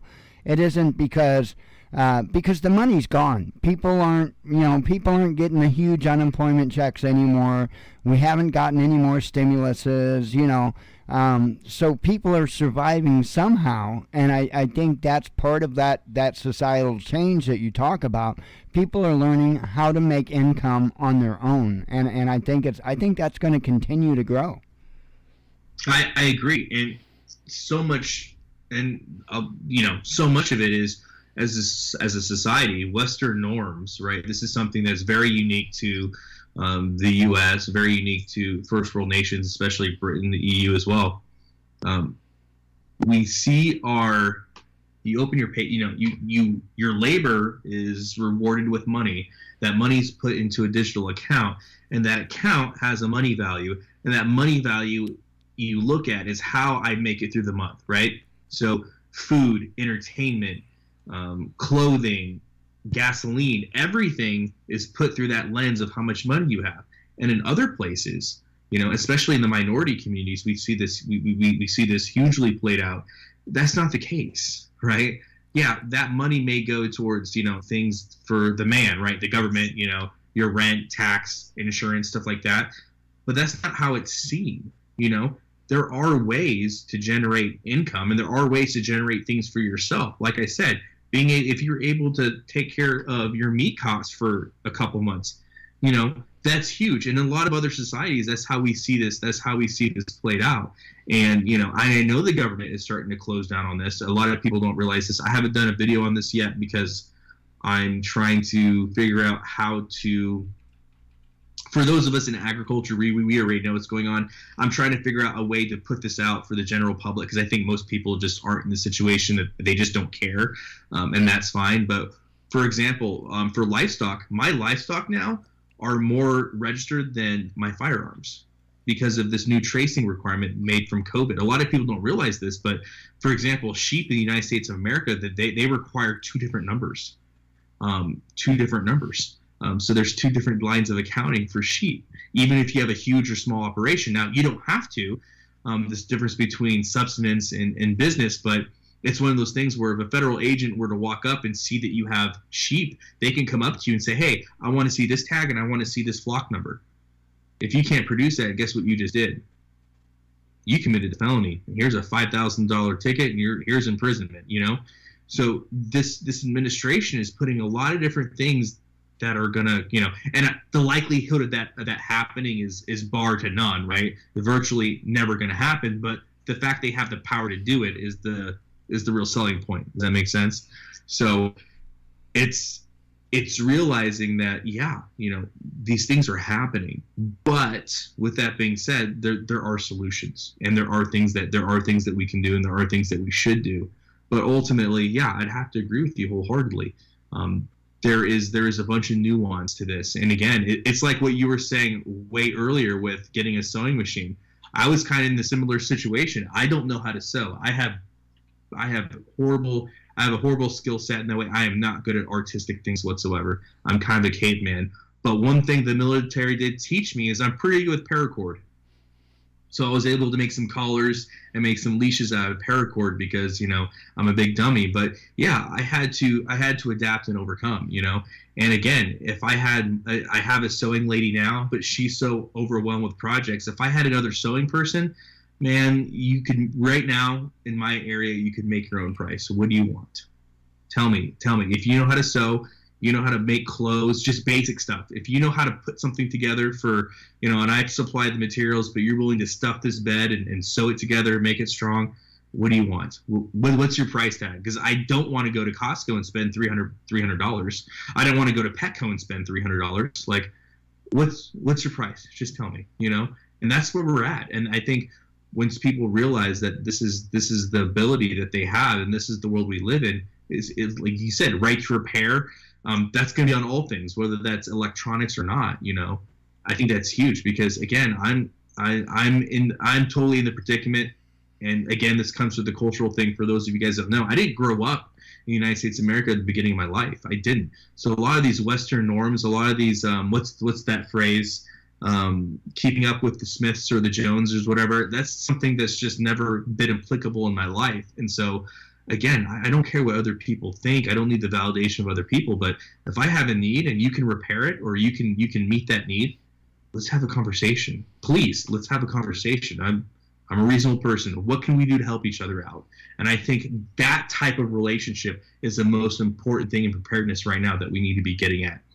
I have a need. You have a need. Let's stop with all this bullshit of OPSEC, bro. I can't talk to people about needing a dog bed. No, guys, I need a fucking dog bed. So if somebody knows how to do that near my area, what can we do? Right. Let's work with each other. Well, and you made a comment earlier before we started the show, and, I was searching in my mind, well, what made me that way? And that comment was, how I kind of see things as they are. And, what you just said kind of triggered the answer to that. I was raised in a pretty poor family, and so you were talking about keeping up with the Joneses. My family never did that because they couldn't afford to do that. We didn't have brand name shoes. We didn't have brand name clothes or anything like that. We always got what we got, and that we had to deal with it, And if my dad wanted something more, like my dad loved to go to auctions, and if he wanted money to spend at the auctions, he couldn't take the money that he earned at his job because they had to fight to pay the bills. So what he did is on the weekends, he repaired bicycles, he repaired lawnmowers and stuff like that. And that's kind of where I first learned how to work on stuff. And so I guess maybe that's probably why I have a different outlook on life and how things work, so to speak. I don't mean mechanically, so to say, but how things work with people as far as, well, like you're saying, getting back to a point of more or less bartering, whether it be bartering skills, whether it be bartering items, because I guess I grew up with that, actually. No, and I think that's, like I said to you earlier before you started, it's a blessing. Not having grown up in this country, I didn't get to the U.S. till right before 9/11, and that was such a blessing because even now I'm realizing there are certain societal norms that I'm just not aware of, and I showed my ass. So I can't remember which one it's a guy that's affiliated with Prepper Tribe. I can't remember his. I'm sorry if you watch this. I can't remember his handle for the life of me, but I had this video that I was going to put out, and I was just on fire for it, brother. Like, I was on fire. I'm like, I'm going to put this out. This is incredible. And then I realized, wait, after I watched his video, I realized I can't put this video out because it makes no sense. I didn't realize. I'm telling you this right now. I'm in my, I had no idea until 6 months ago that most Americans don't eat leftovers. I know. I'm showing my ass right now. I had no idea. I am so. I guess in societal, growing up under a rock or something. I had no idea. I had zero idea that people didn't eat leftovers. Like, that was seen as less than, right? People looked at you less than. Growing up in a Hispanic home, like, that's something that we did. That's part of our culture, right? Your dinner is your lunch the next day. That's just very culturally unique. Same thing with my wife. She grew up very poor too, and so that's something that we do. My wife's the lady that she'll drink a soda, and if she doesn't finish the soda, she'll put it in the refrigerator and she'll finish it. You know what I mean? Like, nothing goes to waste here. I didn't realize that was seen as less than in this society. I swear, literally, I can't make this up. I did not realize this until like 6 months ago, that people that's considered less than, going to Ross, right? Like, the fact that, like, if I were to buy a name brand, I didn't realize that if you bought that same name brand at like a Ross outlet or an outlet that sells stuff later, that you're seen as less than. I didn't realize that. Well, this might sound. I always thought it was name brand. I thought the name is what mattered, but people actually care where you bought that name brand at. Well, like, it's funny that you said what you said, because I'll be 50 in May, and do you know I didn't realize that most people don't eat their leftovers? I didn't either.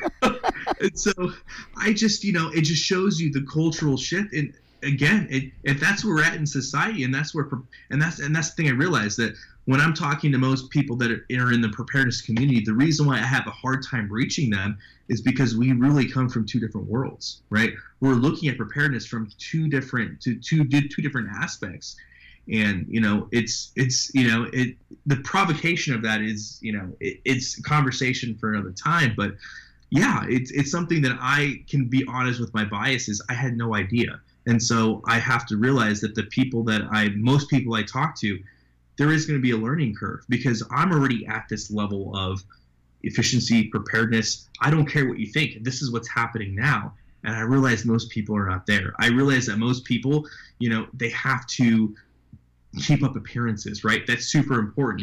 I did a video. It's funny because we're talking. Actually, it's right here, brother. So family cloth, right? I did a video on this, and so I talk about why I would never stock toilet paper, right? I buy toilet paper. I think it's convenient. I think if we can have it, we can have it. I'm not going to stockpile and hoard it, though. If I get priced out of it, great. If it's not there, great. I have an alternative, and I'm ready to go. Right. My wife, she grew up poor. Their family had family cloth growing up, you know? Me and her on the same page. We're ready to go. Me and her, we're going to take on the world. Like, let's do this. But I realize most people, just hearing that gives them so much cringe that everything I say after that turns off. Right. Because they have to keep up with appearances.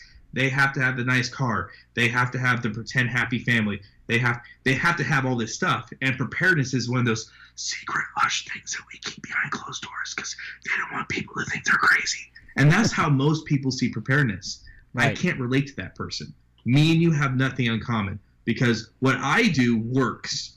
What you're doing is just something to make you feel good. Right. We're on totally different levels. And I get that. And that's fine. That's where you have the city preppers, the magic preppers, the asymmetrical preppers, Prepper Now, Prepper Nation. That's where those preppers come in, right? But that's not practical. It's not practical. But you know what? I got to hide my face. You know why I got to hide my face? Because people are going to judge me, and I can't stand that. So I have to hide my face, or I have to play along with social norms because we live in normal society. Don't you, Watchman? Don't you understand that? Right. We live in Western society. You have to play by the rules. Yep. Stop talking about truth about generators. You stop that.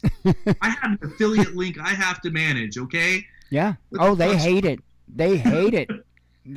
Oh, man, they hate it. And that's okay, because I'm the kind of person that, I'm a very practical person, and I don't give a damn whether they like me or not. I don't care if I've got 200,000 subscribers or 20 subscribers. I really don't care. And I don't think that they can grasp that. I don't even think that they can understand that. But when I lie down at night, I want to lie my head down and be at peace with myself and my God and know that I was practical. I was, the content that I provided, the information I provided was something that someday is going to help somebody, and, those add to cart links, they're only good for so long. No, I agree. And like I said in one of my latest videos, man, it was the, Patriot Nurse video I did. I'll be 100% honest with you with my biases. I'm upfront. I am not here to make money off people. I am here because strong men and women have taught me invaluable skills. And I think every boy, every girl needs to at least know these basic skills. They do. They're super important. And if I can just give a person, man, woman, child, I don't care, if I can give them the skill set necessary because it's something that I was learned, I want to share that with the world. It's about mentorship. If you have to pay me for my advice, that's not a mentorship, that's a service. Right. And everybody out there on YouTube is trying to provide a service. And I get it, and that's fine. That is not what I'm trying to provide you. I'm not trying to provide you with a service. There are things that have been given to me for free that I could never charge somebody for because it's what God wants me to do. It's what society needs me to do. It's what my fellow man absolutely needs right now in this time. And I can't sell that to you. I can't. Right. And so I'll be honest with my biases, though. My biases are preparedness, sustainability, and efficiency. Mm-hmm. And if it doesn't fall into that sequence of events, to me, it's worthless. Right. It does no good for me. And so my channel's not for everybody. And I get that, and that's okay, because I'm not here to chase clout. I'm here to be honest. I'm here to give you the information as it is, and most importantly, I'm here to provide you actual solutions. But if my solutions, which are valid, clean, and hygienic, are not good for you, that's fine. Right. Spend the money, stockpile, hoard, get all the toilet paper, and guess what? You're going to blink one day, and you're going to be out, and guess what you're going to do? You're going to come crawling back to the solutions that actually work, no matter what. So at the end of the day, you're going to find me regardless. You're just going to be less happy about it. Right. Well, and that's why, I really promote, there's certain novels by certain authors that I really promote. And the reason why I promote them isn't because there's always a fantasy level in these novels, and that's not what I want people to get out of them. But there's also a level of reality in them, and you talk about the family cloths. I literally, one of the series that I promote, the Going Home series by Angry American. They literally have a part in that book to where they're sewing together feminine. They're cloth feminine pads that have to be washed out, and to me, stuff like that. The reason I want people to read stuff like that is so they get in the mindset. They understand. It won't be such a shock to them when they do use that last roll of toilet paper, or they do use that last feminine pad, or they already know, like what you're already prepared to do. You know what I'm saying? Because stuff like that is going to really break people.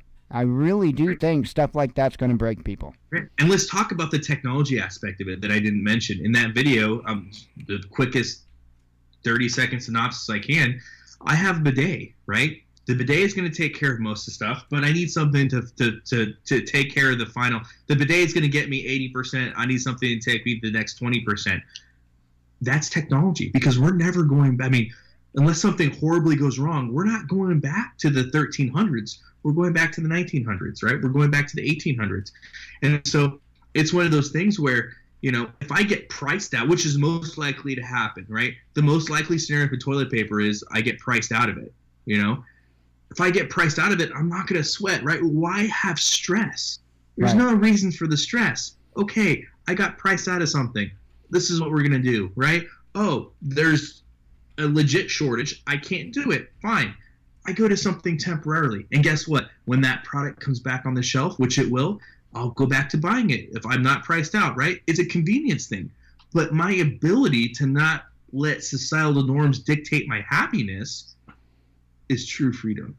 That's right. That's true freedom. That's true sustainability. If you don't want to come to my house and use the family cloth, that's fine. You can wait till you get home. You can use your stockpiled shit, and at the very end of the day, you're going to be using a Sears catalog when I'm going to be using something really nice and clean, because guess what? I have all the Clorox I'll ever need. I have all the detergents I'll ever need. And just for those of you guys wondering, if you want to make free Clorox, all it is putting an electric charge through salt water. And a guy like Watchman, as long as he has salt water, he's going to have all the bleach he needs, because I guarantee you his electricity stuff's on point. You know what I mean? And again, look at that. That's just another option you have. I mean, literally, you have the abilities you have. I mean, you say, and I get it, and I'm not downplaying anything, but you look at a guy like you that has the restrictions that you have, and just with basic knowledge, you're able to provide your community with so much stuff. Right. Let's say a guy like me on the homestead needed a gallon of bleach. You know how much that gallon of bleach is gonna be worth? Just because you have 2 cups of salt and a gallon of water. What do you want, Mr. Watchman? You tell me. Right. You tell me, what do you want? You know what I mean? Yep. The fact that you can put a charge through that and make bleach. Come on, people. What do you want, sir? I'll give you whatever you want. You want a whole sheep to yourself? Here's a 200-pound animal. Take it. I need this gallon of bleach. Yep. Again, people, there's so many solutions. You just have to be willing to. I'm not saying open the floodgates, but peek behind the corner. If that's one thing I can get your audience just to maybe think about, if they haven't, just peek around the corner, see what's there. Yep. Knowledge, it's everything. When I just did a video on energy production because we started a second channel, and I just did an energy production video over there. And, I mentioned very first and foremost that the most important thing is knowledge. And, one of the things that I don't see any of the other prepper channels talking about this when they're selling their generators and all this stuff, buy a multi-tester and learn how to use it. Learn basic electronics. Learn how to use it. And then that way you can fix the items, within reason. You can fix your issues, because there's a lot of people today that they don't even really understand if they blow a breaker. Believe it or not, there's a lot of people that don't really even understand going to the breaker box and flipping that breaker back on, and right. That's scary, I couldn't agree with you more. And there is a knowledge gap, and that's it. You've heard me say this, and I'm not going to beat the horse with this, but you're right. we're in 2022. The amount of, we have never had so much access to information and been so stupid at the same fucking time. Oh, never that's in incredible. Never in history have we had access to this amount of information and been so stupid and so lazy. And that's just what it comes down to. And I'll be the first person to admit it. There are days where I want to be lazy. I don't want to go out there, and I have to realize, like, I watched a Jordan Peterson video the other day. I have to realize that my ancestors, the people that got me here, they died in their 30s tops. You know what I mean? Like, these people had to work. Every single day was a fight for survival. And here I am having a pity party because my coffee I have to go heat up water for my coffee so I can go outside and I can feed my animals. And I'm thinking, oh gosh, today. And, it's one of those things where, David Goggins has this thing, and it again, I'm not telling you to do this, but he has this saying, there's going to be some cursing, cursing, safe space here. He's like, whenever I feel like I don't want to do something, I take a recording of all the reasons why I don't want to do it.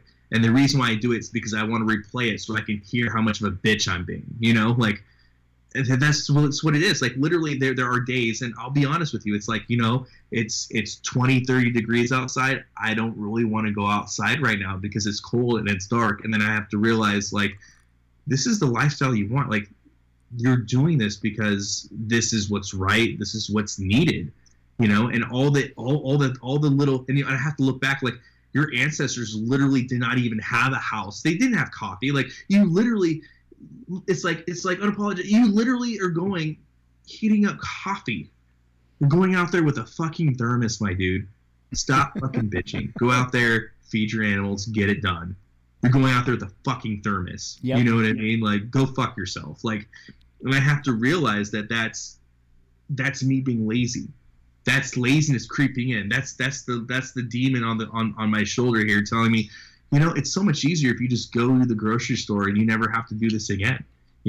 It's okay. People will understand. You don't, this, that, and the other. And no, it's not okay. And I'm not telling people to grow their own food. What I'm saying is God created you. He created you in his image, and he beautifully made you. And you have something that is worthwhile to society. Even if it's just you listening, being there to listen. You know what I mean? Like, look at counselors. Like, these people, some people just need somebody to listen to them, because validation is important to a lot of people. That's all they need. They just need somebody to let them know that things are going to be okay, even if it's not. Everybody can do something. That's everybody. Right. And I can't stress that enough. Do not fall victim to this bullshit preparedness mentality that it's only one way. Right. Everybody has something to offer, and somebody is willing to pay you handsomely for that ability. Even if it's just watching their kids while they are off doing whatever it is they need to do, I did a video on that. I think women are the most. I think when it comes to preparedness, women are the best. I do, because you give me a kid, I'll do my best not to kill it. And I'm being sarcastic here, but I'll do my best. But I don't have the emotional intelligence my wife has. My wife can literally go up to any child and know immediately what they're thinking, what they need. And I'm like, dear, he can't talk to you. How do you know what he wants? And she's like, stop, I'm a woman. I'm like, yes, ma'am. Like, go ahead. But as somebody who is a producer, this is a real life example. We have a lady that lives right down, I don't even want to say down the street. She lives on the homestead adjacent to us. She has canning abilities that I cannot describe. I cannot explain. This lady does not need a canner. When I say boil method, she can boil method meat. Okay, you give her a cauldron and some firewood, and she will can whatever you need. Like, she's that good. Well, her husband's a mechanic. They're always busy. Straight up, when I have to go dispatch an animal, if I'm dispatching a big animal or elk, deer, whatever, I'll dispatch it. I'll gut it out. I'll skin it, and I'll take the cuts that I want, and I say, hey, can you make the rest of this into? I need this can. Can you can the rest of this into either stew meat or grind? They have a grinder now, so beef, like burger, like. I have the animal here. the cuts are my prime cuts are taken out. Take everything else and make it into stew meat. Can you do that? Yeah. And she will sit out there all day and she'll make it into stew meat. When I come back, I say, ma'am, what do you want? What do you want? Because guess what? I didn't have to do anything. I did the easy part. I shot it. I harvested it. I took my prime cuts, and I gave her my materials, right? I gave her the canning jar. She did everything else. All right. Yeah, you can absolutely keep 30 pounds of meat. Absolutely. Thank you so much, because you saved me so much time. Yep. I mean, anybody that's skinned an animal, harvesting it, shooting it, skinning it, gutting it, that's the easy part. Taking your backstrap, taking your prime cuts, that's not very hard. But the nuance of taking everything else and making everything else into what you need, man, that's not the easiest thing in the world. No, it's not. She can feed her family, and all I have to do is take jars back to my place. Yep. And everybody's taken care of. Everybody's taken care of. Man, I so can't wait to get back to that. She's good at. Yep. I so can't wait to get back at that. One of the things that really frustrates me in society is the people that really, they don't have any realistic skills, And the sad thing about it is those are the people that we see on the top. Those are the people that are getting by and, making the tons of money and all of that stuff. And it's frustrating to me. It is truly frustrating to me, because this world is at least still upside down, Yeah. In my opinion, the people that society looks on as the least important are the most important. And I can't wait. I actually can't. And I do think that in my lifetime, if the Father doesn't need me anytime sooner, I think I'm going to see that change. I think I'm going to see that turn back around to where, the important people, the truly important people, are going to be important again.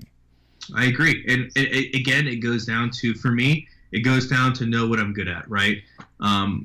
I know Angry Prepper might see it differently. He said he spouts things about me that aren't true, but I'm a very humble person, and I'll be the first one to tell you, Mr. Watchman, I do not have your skill set. I don't. It would take me a lifetime just to learn what you knew 10 years ago, right? And so it's one of those things where I understand that, and I realize that, and I appreciate that. That is why I surround myself with professionals, right? When we're talking about mags and stuff, what did I say before? A professional is somebody that does something that somebody's unwilling or unable to do for themselves. Right. I'm able to do a lot of things, but there are some things that I do not have the skill set. I am unable to do it because I do not have that expertise. I am good at what I do. I can grow food like a motherfucker. I can. I have the ability to protect myself like a motherfucker. I do. There are many things that I have. Medical skill sets. I have a lot of good skill sets, but there are certain things that I'm not fucking good at. I can't sing. I'm not artistic. I don't have a technology background. I fucking don't. I'm trying to learn things. Right now I'm trying to learn how to build. I'm surrounding myself with a lot of builders. I'm surrounding myself with people of the trades, and I'm trying desperately to learn that skill set because I think it's very important. And I agree. Overall, you're gonna have these people that, again, super, super, super important. And I can't put a price tag on that, because again, you're talking about just we have a lady at our church, right? Believe it or not, this is gonna surprise people, but somebody actually made me a deacon at a church. Don't ask me why they fucking did that, but whatever. It is what it is. To believe it or not, somebody thought that was a good idea.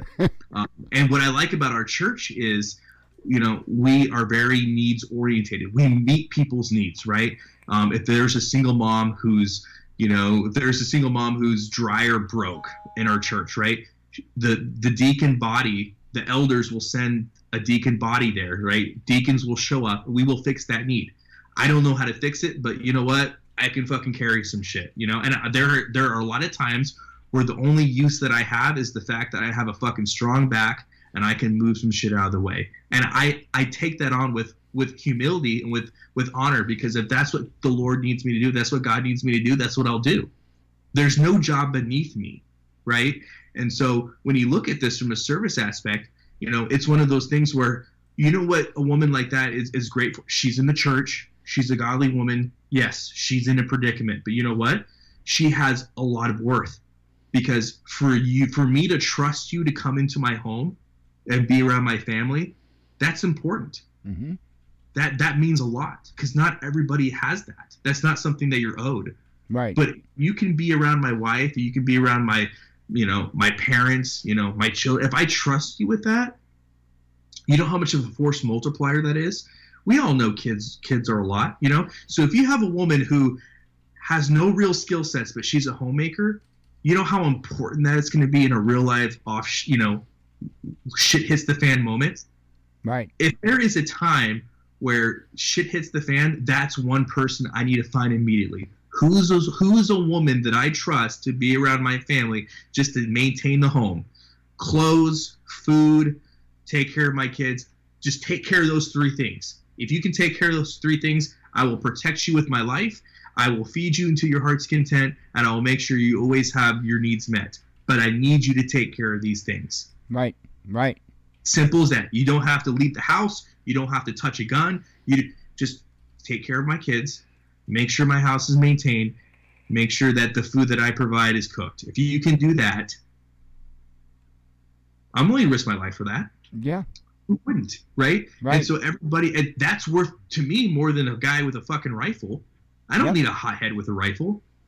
That's a dime and a dozen. Right. You know what I mean? Yep. And I'm not trying to put gender rules here. I mean, again, you find the right person for the job, but everybody wants to make that seem like it's insignificant. And the people that want to make that seem insignificant are people that are not producers. Right. Those are stockpiles. Those are your people that stockpile. Those are your people that hoard. Yep. They cannot see people with utility because they don't see themselves with utility. Right. Yep. I agree totally. There's even oddball things that I've set myself up to be able to do because right now people wouldn't think twice about it. But like, for instance, I've been vaping through the show because I'm a vapor. I've been a nicotine addict since, a teenager. God bless you. And I quit smoking in 2013 and went strictly to vaping. But one of the things I made sure to do, because most people aren't, is I put back extra nicotine. I put back, so that's just one area. Like you were saying, finding others that can do things that I can't. Well, I obviously can't protect us on a level that is going to be the same as what, somebody that's not disabled, for instance. However, that person that's got all the weapons and the ammunition and built like a brick shit house, he might be a smoker, and I might be able to keep him with his nicotine to keep his habit under control or his addiction under control. And Mr. Watchman, I love cigars. I promise you. I wish you lived closer, man. I take care of you, brother. We'll get you a trailer. We'll just have it parked here, okay? Oh, I'm telling you, man. I think that's going to be the most important thing. I mean, I know we keep circling back to that, but being able to and when I say barter, I think a lot of people always think of material items. Yes. It's not so that. Be from the truth. Yep. I mean, the skilled trades are going to be bartered much more than what items are. Absolutely, and I talk about this, and I'll make this real brief, and I do apologize because I know I've talked about this a lot on my channel.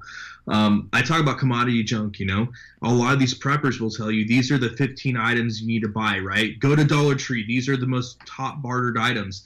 I hate to break it to you guys, dude, and I don't. And I'm going to be very unapologetic. You're going to get the unapologetic side of me. Nobody wants your fucking Bic lighters, right? Nobody wants your Bic lighters. Hey, prepper now, if you're listening to this, nobody wants your fucking condoms. Nobody wants your fucking ponchos. Nobody wants your commodity junk, your sunscreen, none of that stuff. Right. Nobody wants that shit, okay? I'm a producer. I produce things. I don't need your Bic lighters. I don't need your Bic lighters. I have everything I need to start fires. Okay. I don't need your bullshit water purification tabs. Okay. I don't need that stuff. I don't. Producers, they're not going to need that. Nope. Okay. Well, you know what I need? Again, it's like what I said. I need people with skilled labor. I need people I trust. Okay. I don't need a homeless person with a backpack full of commodity junk from Dollar Tree. I don't need that. In fact, if you show up at my place, the fact that you found my place will surprise me, first off, and I promise you'll probably not get a welcome warning from me or anybody around me. Yep. Okay? I agree. And it's just, I think we need to realize that, and it's crazy that real people really think this commodity Dollar Tree junk is going to be things, because think about it from a different perspective, right? Somebody that produces something, what are they going to want? That's how I look at it, right? I breed rabbits. Rabbits, I think, are in my personal opinion, so far they have proven to me to be the ultimate survival livestock animal. Okay, I have paid for a trailer with rabbits. I have paid for my furniture with rabbits. Literally, all my hobbies for my farm started, and I've paid for everything because of rabbit sales. That's awesome. Ultimate livestock animal for me. Ultimate, right? As a producer, if you think that I'm going to trade a rabbit, a 5-pound, 8-pound rabbit for a big lighter, man, we're on two totally different fields that I can't articulate and bring that together. I just can't. There's no way in my mind I can make that work. I can't. You know what I can make work though? Mr. Watchman, do you have some bleach? Or hey, because I have tons of salt. Anybody that's on a homestead, we have tons of salt for our animals and stuff. Hey, my solar stuff's all fucked up. Can you make me a gallon of salt? Yes? Okay, great. Guess what? You're going to eat for a few weeks. No problem doubt. Come on in, man. We'll put some steaks on the grill. Right. You know what I mean? Like, that's just the truth. Yeah, you're right. You're absolutely right. And like you were saying with the commodities, somebody that needs that Bic lighter, that's the only way that they know how, those people aren't going to last long. No. And so you're not going to have the return customers, so to speak, because if they can't do it without those items, they're just not going to last long. It's a fact. I mean, just think about it this way. I have a few solar generators. I have a few inverters. Man, I'd be like, hey, Mr. Watchman, I'm putting you up in my RV. I'm going to go find fucking 30, 40 car batteries. I'm going to give them to you. We're going to light this motherfucker up. Yep. I mean, you know what I mean? Yep. Like, that's what we're doing, bud. So I'm going to give you all this stuff. You put this shit together, and we're about to light this motherfucker up. Like, that's the kind of people we need, And hey, this young kid, he has a rifle, and he's going to make sure nothing happens to you. Let's make this fucking shit happen. Like, that is what, in an off-grid society, that's what I see, Like, unfortunately, everybody thinks the shooters are going to be the glorified people, but no. If you're a shooter, hey, Mr. Watchman, everywhere he goes, he don't go by himself. Anything he needs, you make it happen, because this guy is about to give us power for the next fucking month. So watch him like a fucking hawk, right? Yep. Same thing. Hey, you're a shooter. You're the most tactical guy I have. Guess what you get? Home duty. You see this lady? She's a single mom. These are her kids. These are my family. You make sure nothing fucking happens to them. If anything happens to them, you're gonna have to talk to me, right? Like, that's what shooters are going to do. They want to glorify it like they're going to be out there, I don't know, gallivanting around, dark day 30 or whatever, but that's not the reality. Right. You know what I mean? The reality are you have security for things that are assets. Right. They are not the asset. Exactly. They are the commodity. You are the asset. That single mom is the asset. That lady that's canning is the asset. Yep. And I don't think that people realize that. No. I don't think your magic preppers realize that. I think that he thinks in his mind, no, I have the guns. I owned a gun shop at one point. Like, I'm the ultimate authority. No, bud, if you're not going to can, 120 pounds of meat, you're going to hold that rifle and you're going to watch her do it. And if anything happens to her, I'm coming after you. Yep. Exactly. And that goes to another mindset that I think a lot of preppers have the wrong idea on. And that's, either the lone prepper or the real small group preppers, like you take a group of 20 people, for instance, and I keep trying to impress this upon people. If you're only a group of, say, like 20 people, you don't stand a chance. You really don't stand it. You need a bigger community than that. And when I say that, I don't mean on a compound, you know what I mean? I'm not talking about that. I'm talking about, and that's why I'm content where I'm at. I'm in a town of like 9,000 people, okay? If something major would have happened, we're going to lose a lot of those people. There's no doubt. But it's also going to take a lot of people in order to stay alive. You're going to need enough people to be able to do the labor type jobs or the security type jobs or so. And exactly like you said, those people are the commodities. Yes. You know, the assets is the farmer, the old man that can't hardly get around anymore, right? Because he's worked his ass off his whole life and worn his body out. That's going to be the asset because he knows how to get stuff growing. He knows how to teach animal husbandry, for instance. Right. And and as somebody that I would consider myself, I really believe, and I think that warrior class is so important, right? And as somebody who has served as a first responder, as somebody who's done executive protection, as somebody who's been in the military, done combat search and rescue, my heart will always be with the warrior spirit. It always will. But I have to realize that the reason why a shepherd has livestock guardians, the reason why the shepherd has the sheepdog is because the sheepdog is the tool to defend the commodity. Right. Everybody wants to talk sheepdog. You are there as an expendable resource for what's important, right? Yep. And that's the flock. Yep. Right? God has put me on the earth to protect the flock. It is an honorable, 100% honorable job.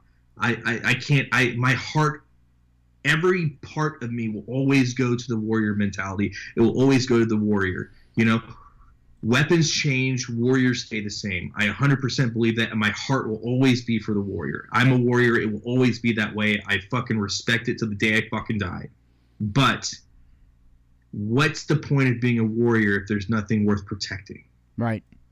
That's why we do it, right? Yeah. Our families, our communities, our society.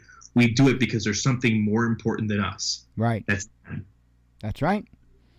And every single person watching this, if you're not a warrior, you can be the commodity that's worth dying for. Yep. But there is some responsibility there. Do what God puts you on the earth to fucking do. That's right. Simple as that. Yep.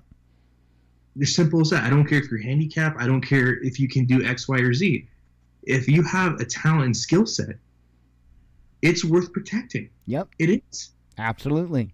That's what I want people to realize. And again, my heart will always be with the warrior. It will always be there. 110%, no doubt. Very few people out there that have more of a heart for the warrior mentality and the warrior spirit and the warrior mission than me. Right. Very few people. But I understand why I am a warrior. And that is because there are things in this world worth protecting. Yep. And that's you guys. That's right. That's so right. let's stop playing games. Let's stop fucking with the shenanigans, and let's get serious. Yep, I agree. I agree. Well, I'm gonna go ahead, I think, and wrap this up. Dude, we have to do this again. This was awesome. This was absolutely awesome. So anything you want to say to close up? No, I appreciate your audience. I appreciate you guys bearing through. I really want to do this again, and most importantly, like we talked about, I think it's important to have as many, specialized people, preferably experts. Again, I do not claim to be an expert. I am good enough to feed myself and provide myself with the power I need, but outside of that, I'm not claiming to be an expert. But I'm huge into permaculture. I'm huge in growing food. So if you guys are out there and you guys are just curious about what it takes to grow your own food sustainably, free, without feed, think about poking your head over the corner and checking me out. Again, I come with my biases. I'm all about sustainability. I'm all about efficiency. I'm all about true preparedness, and I don't want your dollar. God put me on this earth for a reason, and that is to give you guys the knowledge I have. That's plain and simple. So understand my biases, understand who I am before the fact, but I love to see you guys out there. Come to my channel, ask a question. I love to do response videos, so let me know. And again, I appreciate you, Mr. Watchman, having me on, and I appreciate you allowing me to interact with your audience. And I wish everybody the best. Well, and I appreciate you coming on, and his link, by the way, is in the description, so that'll make it easy. Just look in the description of the video, and his link's right there first thing. And, you were talking, and an idea came into mind, and I want you to think about it a little bit. We're starting to see these prepper channels group up and get together, and they have their little panels and stuff like that. But they're the add to cart. I call them add to cart preppers or commercial preppers. Maybe think about you and I putting together some individuals that are well versed in their fields, and maybe having a panel of our own, teaching people the practical side of prepping, not the add to cart side of prepping, but the practical part. I think that's great. I have a few people in mind. I will reach out.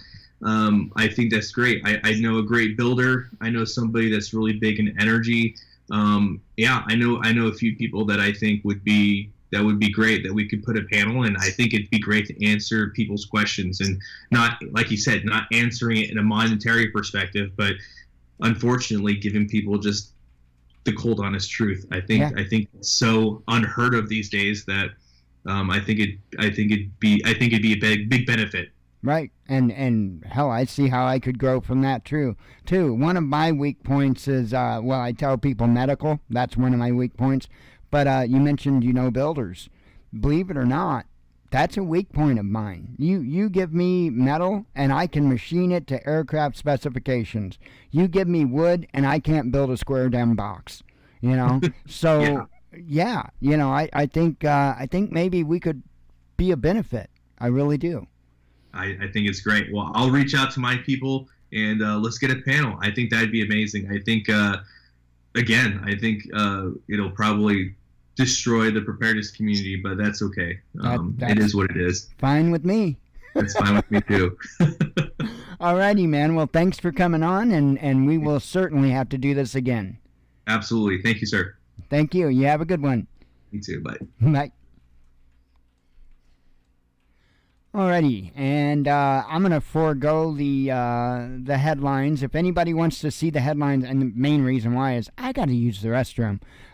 So if anybody wants to see the headlines, just simply go to twitter.com / Thewatchmannews, and there you go. You'll have the headlines. So anyway, I hope you all have a good evening, as always. Hope to see you tomorrow night. God bless you. We love you. Be one with your spirit. And shalom.